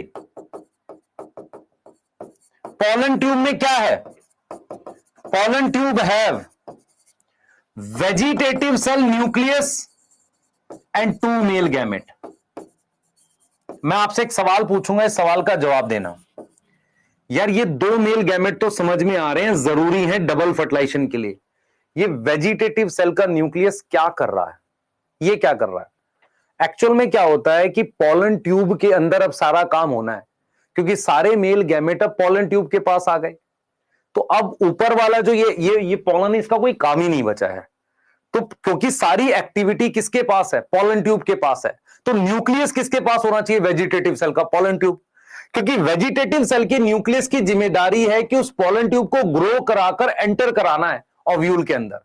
मेल गैमेट को वहां तक छोड़ के आना है। तो सारा काम अब कौन कर रहा है? Pollen tube. तो मुझे एक चीज बताओ, ये ऐसा पॉसिबल है कि इस रूम में आपका न्यूक्लियस बैठा और वहां काम करा रहा हूं मैं? इससे अच्छा ये नहीं है कि पॉलन ट्यूब जा रही है उसी के साथ चला जाऊं?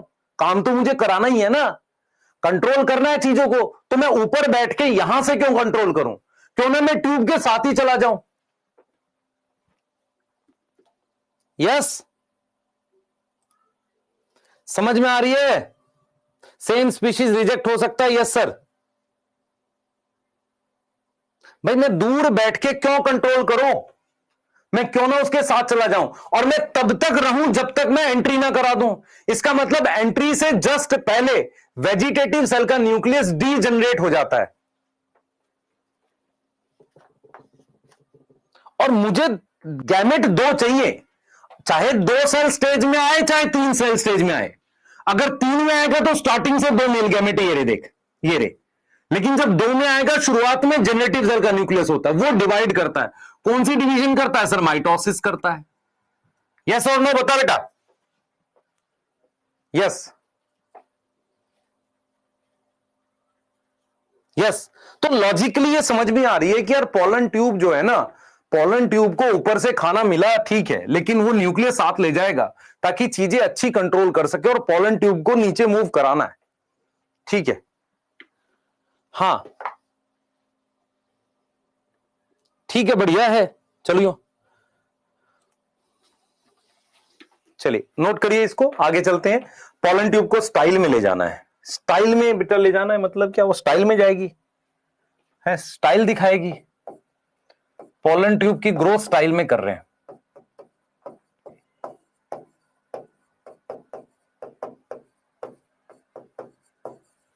ठीक है, तो हमने एक चीज देखी कि पॉलन ट्यूब को अपने ग्रो कर रहे हैं स्टाइल में। ध्यान से समझेंगे। मेरे पास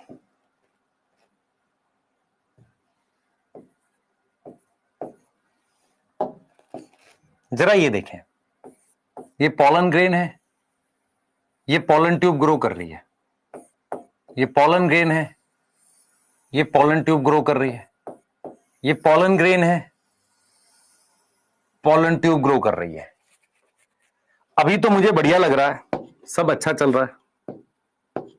यहां पर वेजिटेटिव सेल का न्यूक्लियस है ऐसे, और यहां 2 मेल गैमेट है, यहां 2 मेल गैमेट है। बढ़िया लग रहा है, एकदम शानदार लग रहा है। पॉइंट ये है कि यार खाना ऊपर था यहां पे, अब पॉलन ट्यूब को यहां से नीचे तक पूरा ऐसा जिंदा रखना पड़ेगा, क्योंकि खाना ऊपर से यहां तक है। एक्चुअल में क्या होता है, ऊपर का सारा खाना ऐसे ट्यूब में आ जाता है, और हम क्या करते हैं, इतना इतना हिस्सा अलग करते चले जाते हैं। अब क्या हुआ, मेरा पॉइंट, मेरी बात समझना ध्यान से बेटा। अगर मुझे ऊपर वाले सेल को, देखो न्यूक्लियस तो नीचे ले आया, यहां से खाना आ रहा है और पूरी पॉलन ट्यूब को जिंदा रखना है, ठीक है।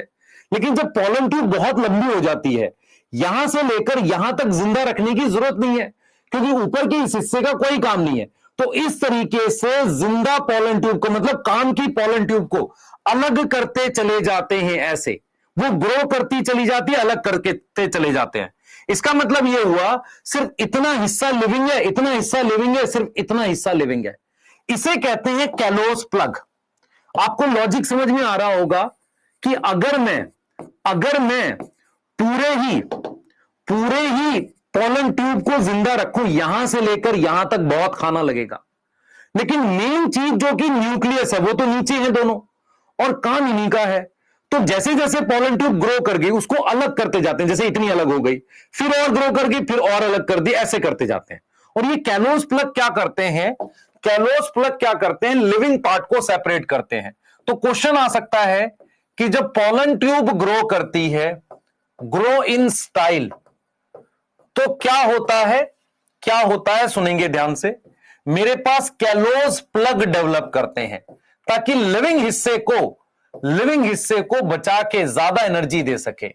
शुरुआत में एनर्जी आती है, इनिशियली न्यूट्रिशन कहां से आता है, इनिशियली न्यूट्रिशन आता है कहां से, फ्रॉम वेजिटेटिव सेल। देन कहां से आता है? Come from style. शुरुआत का खाना वेजिटेटिव सेल से आता है, बाद का खाना ये स्टाइल से लेने लगते हैं थोड़ा थोड़ा। इसीलिए कई बार क्या होता है बेटा, बहुत सारे पॉलन ऐसे होते हैं जिनकी पॉलन ट्यूब डेवलप तो कर जाती है, पर अगर खाना ना मिले और स्टाइल बहुत लंबा हो, खाना ना मिले, उतना उनके पास खाना ना हो, तो पॉलन ट्यूब मर जाती है। यस, यहां तक समझ में आ रहा है? इसको आगे बढ़ाते ले जाएंगे, है ना। मतलब एनसीईआरटी नहीं लिखती है, पर आपको समझना पड़ेगा। शुरुआती खाना वेजिटेटिव सेल से आया, बाद में स्टाइल से आया। स्टाइल दो तरह के होते हैं, नीट 2016 का क्वेश्चन है, करा देता हूं। स्टाइल दो टाइप के होते हैं। एक होता है होलो स्टाइल। होलो का मतलब आखिरी खोखला होता है, अंदर से पूरी तरीके से खोखला होगा, ऐसा दिखेगा। इधर देख बेटा, इस तरीके से दिखेगा स्टाइल, पूरी तरीके से हमारे पास खोखला होता है स्टाइल। ये स्टाइल पूरी तरीके से खोखला होता है। दूसरा स्टाइल सॉलिड होता है। सॉलिड, एक बच्चा का सॉलिड का क्या मतलब है सर? ये देख, मतलब इसके बीच में ऐसे सेल्स होते हैं, पर सेल्स के बीच में एक गैप बन जाता है, गैप बन जाता है जहां से पॉलन ट्यूब निकल जाती है। ये सॉलिड स्टाइल है। तो ये वाला जो है बेटा, ये वाला जो है, ये वाला स्टाइल जो है अपना, स्टाइल में रहने का, ये वाला कलर से लेते, ये वाला जो है होलो स्टाइल है, ये वाला स्टाइल सॉलिड है। अगर आप देखो, सॉलिड स्टाइल में सेल्स के बीच में से स्पेस बन रहा है ये, तो यहां पर हम लिखेंगे ये होलो स्टाइल है। कौन सा स्टाइल है भाई?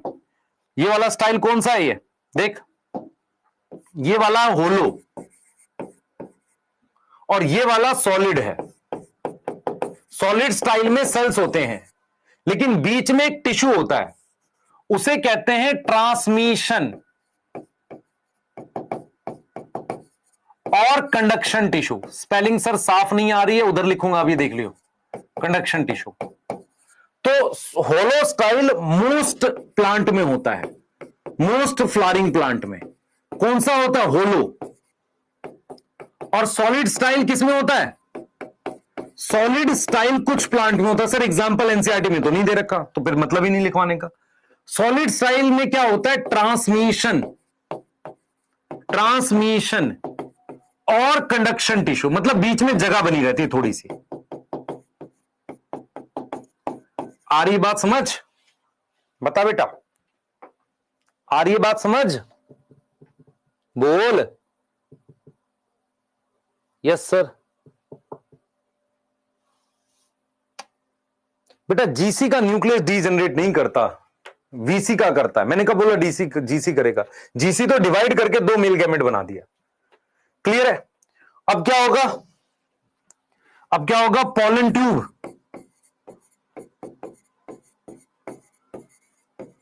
ग्रो एंड एंटर करेगी किसमें? ओव्यूल। ओव्यूल में एंटर करेगी। तो अगली कहानी हम लिख रहे हैं। देख बेटा जल्दी से, अपने बात कर रहे हैं entry of pollen tube. Pollen tube को एंटर करा रहे हैं, देख कैसे कराएंगे।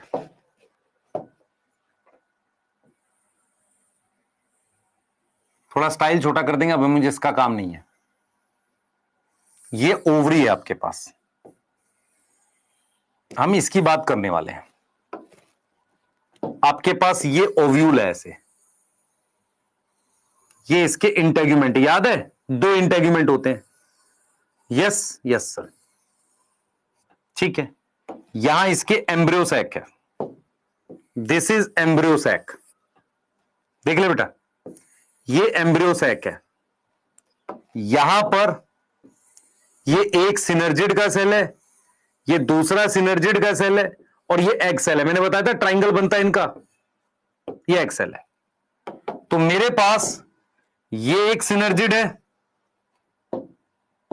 ये एक सिनर्जिड है, ये एक सिनर्जिड है, और ये एग सेल है। ये मेरे पास सेंटर में क्या है बच्चे? सेंटर में क्या है? ये एग सेल है, ठीक है। उसके अलावा मेरे पास ये दो पोलर न्यूक्लियाई है, ये एंटीपोडल है यहां पे, याद है?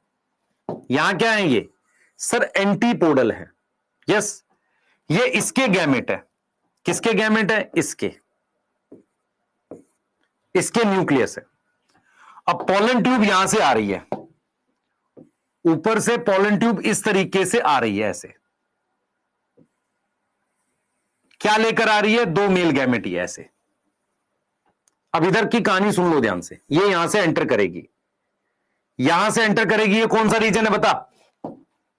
ये कौन सा रीजन है सर? ये माइक्रोपाइल है, यहां से एंटर करेगी। उसको कैसे पता यहां से जाना है? यहां पर फिलीफॉर्म अपरेटस था। अब मेरी बात सुनो ध्यान से, ये मेरे पास जनरेटिव सेल का न्यूक्लियस है, इसके पीछे ये दो मेल गैमेट है। ये दिख रहा है सबको? अरे ये दिख रहा है? ये किसका न्यूक्लियस है? ये सॉरी, ये वेजिटेटिव सेल का न्यूक्लियस है। मैं जनरेटिव सेल क्यों लिख रहा हूं यार, बोल रहा हूं। ये दो मेल गैमेट है, कई बार ऐसे मेरे को गलती हो जाती है। ये दो मेल गैमेट है। यस, मैं ये कह रहा हूं कि इन दोनों में से कोई एक टूटने लग जाता है पहले, इन दोनों में से कोई एक टूटने लग जाता है। मतलब मेरा पॉइंट सिर्फ इतना है यहां पे समझाने का कि हमारे पास जो ये एम्ब्रियो सैक है ना, ये एम्ब्रियो सैक है, ये मेरे पास क्या है? ये मेरे पास सिनर्जिड है, ये एग सेल है और ये दूसरा सिनर्जिड है। ये वाला सिनर्जिड का फिलीफॉर्म अपरेटस टूटने लगा, ये यहां पर ऐसे ही है। ये मेरे पास, ये इसका न्यूक्लियस, ये इसका न्यूक्लियस, ये इसका न्यूक्लियस। यहां पर प्लाज्मोडेस्मेटा कनेक्शन है। इधर देख बेटा, यहां कनेक्शन, यहां कनेक्शन, यहां कनेक्शन, यहां कनेक्शन। पोलन ट्यूब जो आई है वो उस सिनर्जिड के वहां से एंटर करेगी, जो जैसे ये टूट गया, ये मेल ये टूट गया, ये दो मेल गैमेट है। तो पोलन ट्यूब किसी एक या दो, किसी एक सिनर्जिड से एंटर करती है। पोलन ट्यूब किसी एक में एंटर करेगी, इसमें या इसमें, यहां तक समझ आ रही है? और फिर इसमें मेल गैमेट छोड़ देगी। आप ये देखोगे कि किसी एक में एंटर करके पोलन ट्यूब ने अपने मेल गैमेट को यहां छोड़ दिया ऐसे, और उसका वो वेजिटेटिव सेल का न्यूक्लियस खत्म हो गया। पोलन ट्यूब इस तरीके से एंटर करके फट गई है और उसने क्या किया है? दोनों मेल गैमेट यहां छोड़ दिए हैं। यहां पर ये और ये प्लाज्मोडेस्मेटिक कनेक्शन है। ये इसका न्यूक्लियस है, ये इसका न्यूक्लियस, ये इसका न्यूक्लियस, ये पोलर न्यूक्लियर, ये एंटीपोडल है। ये देख बेटा, यहां बनाया नहीं हमने, एंटीपोडल बना देते हैं। इधर देख सर, एक मिनट दिखा दो लिखना, इधर ध्यान देना बेटा, देख मेरी बात सुन। ये सिनर्जिड में रिलीज हो गया, ये क्या है? ये क्या है सर? सिनर्जिड है, ये इसमें रिलीज हो गया। अब ये वाला मेल गैमेट एग सेल में चला गया यहां, और ये वाला मेल गैमेट चला जाता है यहां सेंट्रल सेल में। ये दोनों क्या है? ये दोनों मेल गैमेट थे। ये क्या थे बेटा? ये क्या थे हमारे पास? ये मेल गैमेट थे। और पोलन ट्यूब फट जाती है अंदर जाके, ऐसे बस्ट हो जाती है। यस, आपको समझ में आ रहा है? और मैं ये एक चीज कह रहा हूं कि ये इस पे फिलीफॉर्म ऑपरेटर्स है, ये यहां से टूटने लगता है, वो पोलन ट्यूब को अपनी तरफ बुलाता है। ये क्लियर है बेटा? ये क्लियर है? तो हम क्या पढ़ रहे हैं? हम देख, ये डीजनरेट कर रहा है, ये डीजनरेटिंग किसका न्यूक्लियस है? Nucleus of VC. अब ये टूट जाएगा, ये टूट जाएगा एंट्री से जस्ट पहले। तो हम यहां पर यही समझा रहे हैं आपको कि हमारे पास क्या होता है बेटा? पोलन ट्यूब को गाइड करता है कौन? गाइड फिलीफॉर्म अपरेटस गाइड कर रहा है फॉर एंट्री। अब यहां पर जो ये मूवमेंट होती है उसको हम लिखते हैं कीमो मतलब केमिकल रिलीज करता है। Tropic movement. मेरी बात सुनो, मूवमेंट दो होती है, एक टैक्टिक पढ़ी थी तुमने क्लास 10 में, एक ट्रॉपिक पढ़ी थी। ट्रॉपिक में ग्रोथ भी होती है। जैसे मान लो कोई प्लांट है, लाइट के लिए, लाइट को देखा ऐसे बेंड कर गया, ग्रोथ नहीं हुई, सिर्फ बेंड करा है, तो उसे कहेंगे फोटोटैक्टिक मूवमेंट। लेकिन वो ग्रो करके बेंड किया, फोटोट्रॉपिक। ऐसे ही केमिकल की तरफ सिर्फ बेंड करे, कीमोटैक्टिक। यस, ग्रो कर रहा है, ट्रॉपिक। यस, तो कीमोट्रॉपिक मूवमेंट हो रही है। ठीक है, हाँ, अब देखो क्या होगा। Any one of the synergid, any one of the synergid, कोई एक सिनर्जिड जो होगा वो स्टार्ट डीजनरेटिंग, वो टूटने लगेगा before entry of pollen tube. वहीं से पॉलन ट्यूब एंट्री करेगी, entry of pollen tube. Yes, और पॉलन ट्यूब कहां से एंटर करती है? माइक्रोपाइल से। पॉलन ट्यूब कहां से एंटर करती है? Enter from micropyle. कहां से एंटर करती है? माइक्रोपाइल से। मतलब यहां से पॉलन ट्यूब एंटर करेगी, ये डीजनरेट कर जाएगा। बिफोर एंट्री, बिफोर एंट्री क्या होगा? देख मेरी बात समझ ध्यान से बेटा, इन दोनों सिनर्जिड में से कोई एक टूटने लगेगा, टूट कर ये इसको अपनी तरफ बुलाएगा। पॉलन ट्यूब एंटर करने से पहले, किसमें एंटर करने से पहले? एम्ब्रियो सैक से। तो before entry of pollen tube, किसके अंदर? Tube into embryo sac. Embryo sac के अंदर एंट्री से पहले कौन डीजनरेट कर जाएगा? वेजिटेटिव सेल का न्यूक्लियस का कोई काम नहीं है, वो क्या कर गया? डीजनरेट कर गया, वो टूटकर खत्म हो गया। यहां तक समझ में आ रही है? यहां तक समझ में आ रही है बेटा? वेजिटेटिव सेल का काम था उसको यहां तक लाना, वो अपना काम खत्म कर चुका, उसको खत्म हो जाना चाहिए। अब दो मेल गैमेट का काम है, फिलीफॉर्म अपरेटस की मदद से एंट्री होती है। यस और नो? Yes sir. क्लियर है? Yes sir. ठीक है, क्लियर है बेटा? देख लो, देख लो, सही है। और आपको ये चीज समझनी पड़ेगी, मैं एक्स्ट्रा लिखवा रहा हूं यहां पर। अब जब एक्स्ट्रा नहीं लिखवा रहा, मतलब काम का ही है। हमारे पास जब पॉलन ट्यूब एंटर करती है तो पॉलन ट्यूब क्या करेगी? पॉलन ट्यूब जब एंटर करती है तो एंटर करेगी किसी एक सिनर्जिड में, enter into any one of the synergid. किसी एक सिनर्जिड में एंटर करती है, किसी भी एक सिनर्जिड में क्या करती है? एंटर करती है। इन दोनों में से किसी एक में एंटर करती है और रिलीज करती है क्या? Release both male gamete, both male gamete. मैं आपसे एक सवाल पूछूंगा, मुझे उसका आंसर देना। देखो, पॉलन ट्यूब क्यों फट जाती है? क्योंकि पॉलन ट्यूब के अंदर हाइपरटोनिक कंडीशन होती है, सिनर्जिड में से पानी एंटर करता है और वो फट जाती है। तो पॉलन ट्यूब क्या करती है? पॉलन ट्यूब क्या करती है? बर्स्ट ओपन होती है, बर्स्ट ओपन होती है पॉलन ट्यूब। अब क्या होगा बताओ? एक मेल गैमेट कहां मूव करेगा? वन मेल गैमेट कहां मूव करेगा? यहां पे क्या बताया बेटा? देख, एक मेल गैमेट कहां, देखो एक मेल गैमेट कहां मूव किया? ये एग सेल है, एग सेल में, और ये कौन सा सेल है? सेंट्रल सेल है। यस और नो? तो एक मेल गैमेट कहां मूव किया?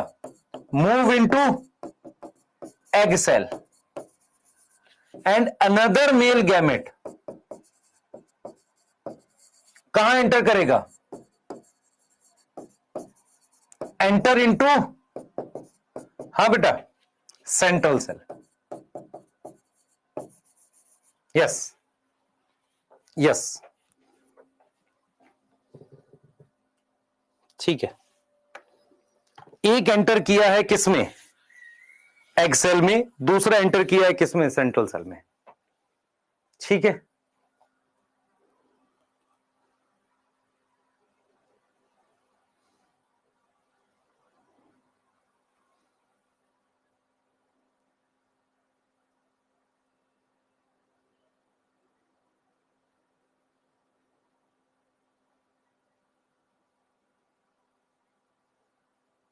बताओ। यस, लिखोगे? एक बार लिखो, छुट्टी नहीं हुई भाई, 5 मिनट और पढ़ाएंगे भी, क्योंकि वो बताना आपको, आर्टिफिशियल हाइब्रिडाइजेशन और फर्टिलाइजेशन बताना, छोटा सा टॉपिक है। जल्दी लिख इसको। पॉलन ट्यूब को ग्रो करा स्टाइल में, दोनों स्लाइड लिख जल्दी से, कोई मक्कारी ना करो।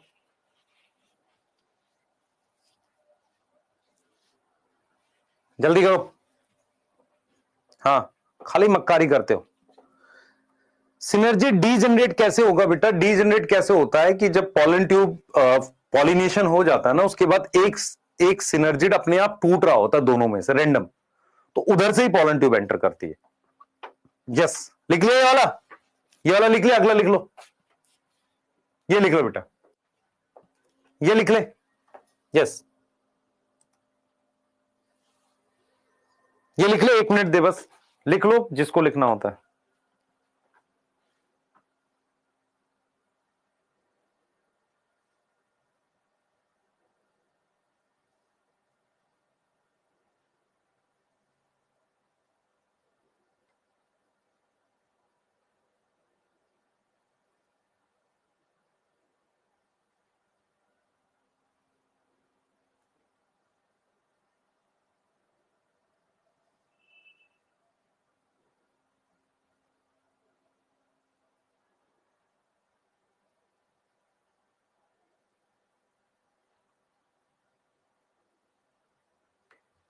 वो हम किसी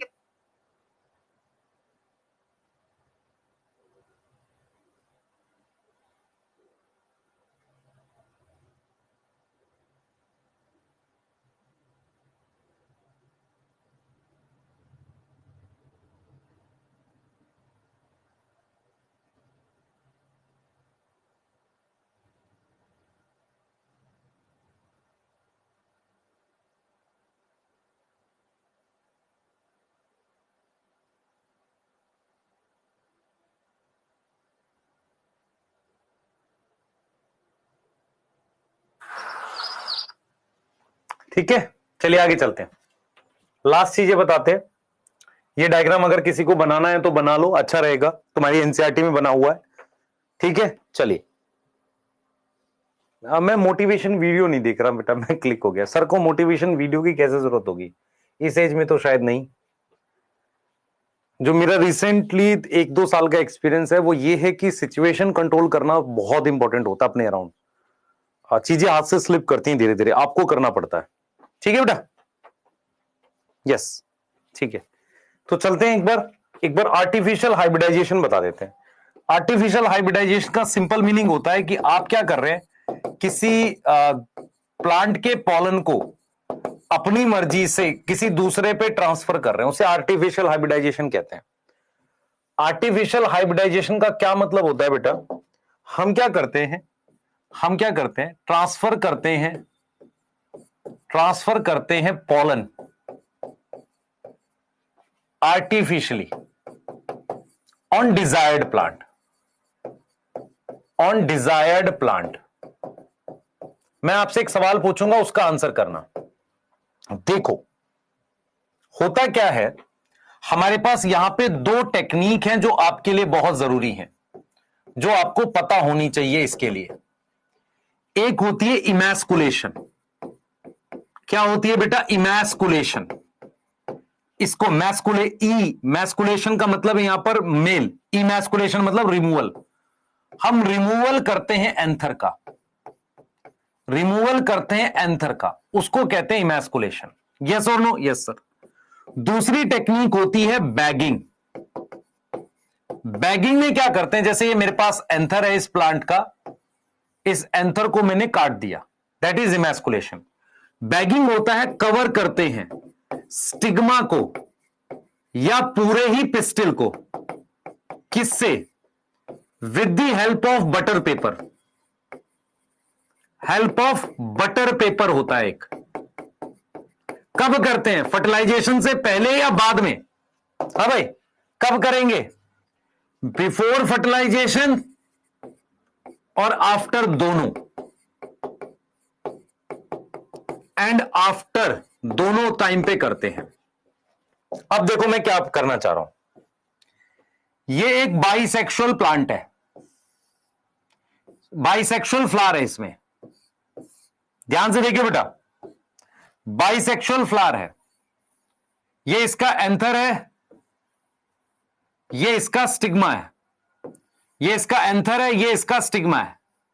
मैं ये चाह रहा हूं कि इसका पॉलन, ध्यान सुनिए बेटा, इसका पॉलन इस पे डाल दूं, तो इसके एंथर को रिमूव करूंगा, इसके एंथर को रिमूव कर दूंगा। जैसे ही वो बिफोर मैच्योरिटी वो मैच्योर हो उससे पहले मुझे क्या करना पड़ेगा, इसके एंथर को रिमूव करना पड़ेगा और इसके स्टिग्मा को कवर कर देंगे, इसके पिस्टिल को क्या कर देंगे, इसके पिस्टिल को कवर कर देंगे। उससे क्या होगा, उससे सेल्फ पॉलिनेशन नहीं होगी, सेल्फ पॉलिनेशन नॉट अकर। यहां पर सेल्फ पॉलिनेशन को हम लिखते हैं कंटैमिनेशन। कंटैमिनेशन का मतलब होता है, सुन बेटा, कोई अनडिजायरेबल चीज, जैसे इसका पॉलन डिजायरेबल नहीं, हम नहीं चाहते, इसलिए उसे हम लिखेंगे कंटैमिनेशन। तो हम अपनी मर्जी से डालना चाह रहे हैं, तो ये हम कैसे करेंगे, आर्टिफिशियल। यहां पर हम क्या करेंगे, आर्टिफिशियल पॉलिनेशन करेंगे, ब्रश से कर देते हैं। एक ब्रश होता है जिससे पेंटिंग करते हैं, उससे लेकर इधर कर देते हैं यहां पे। तो अगर मैं आपसे पूछूं कि बाइसेक्सुअल फ्लावर में मुझे ये दोनों करना पड़ेगा, अगर फ्लावर बाइसेक्सुअल है तो मुझे क्या क्या करना पड़ेगा, इमैस्कुलेशन करनी पड़ेगी, यस, और बैगिंग भी करनी पड़ेगी, ये दोनों करनी पड़ेगी। लेकिन अगर आपके पास ये सिचुएशन है, अगर आपके पास ये सिचुएशन है, ये देखो बेटा, ये सिचुएशन है, बाइसेक्ट मतलब अलग अलग फ्लावर हैं, एक ये है और एक ये है, ये सिचुएशन है, मतलब फ्लावर अलग अलग है। ऐसा भी हो सकता है कि अलग अलग प्लांट पे हो। अब मुझे बताओ, यहां सिर्फ बैगिंग कर दूंगा तो चल जाएगा ना, इसको हटाना ही क्यों है? अगर ये इस फ्लावर में होता तो चांस होते, इसको सिर्फ कवर कर दो ना भाई, इसको सिर्फ कवर कर दो। तो अगर फ्लावर यूनिसेक्सुअल है, भले प्लांट भी यूनिसेक्सुअल हो, फ्लावर यूनिसेक्सुअल है, तो उसमें क्या चाहिए, ओनली बैगिंग। क्या चाहिए, ओनली बैगिंग। समझ में आया? बोल बेटा, मेरी बात समझ में आ रही है? क्वेश्चन देख, इमैस्कुलेशन और बैगिंग उस फ्लावर में चाहिए जिसमें हमारे पास क्या होगा, हमारे पास, जैसे मैं क्वेश्चन दे दूं तुझे, इमैस्कुलेशन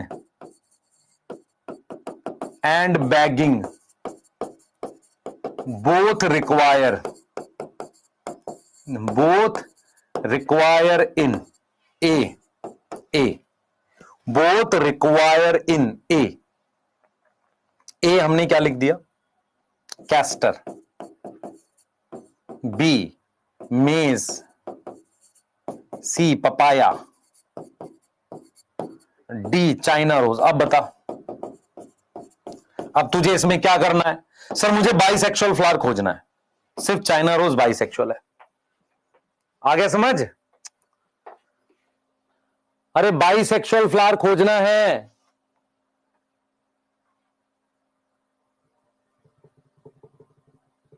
यस, ए नहीं आ सकता, वहां पे तुम्हें इमैस्कुलेशन की जरूरत नहीं है। क्यों हटाओगे एंथर, सिर्फ कवर करो स्टिग्मा को। यस, ठीक है, बताओ।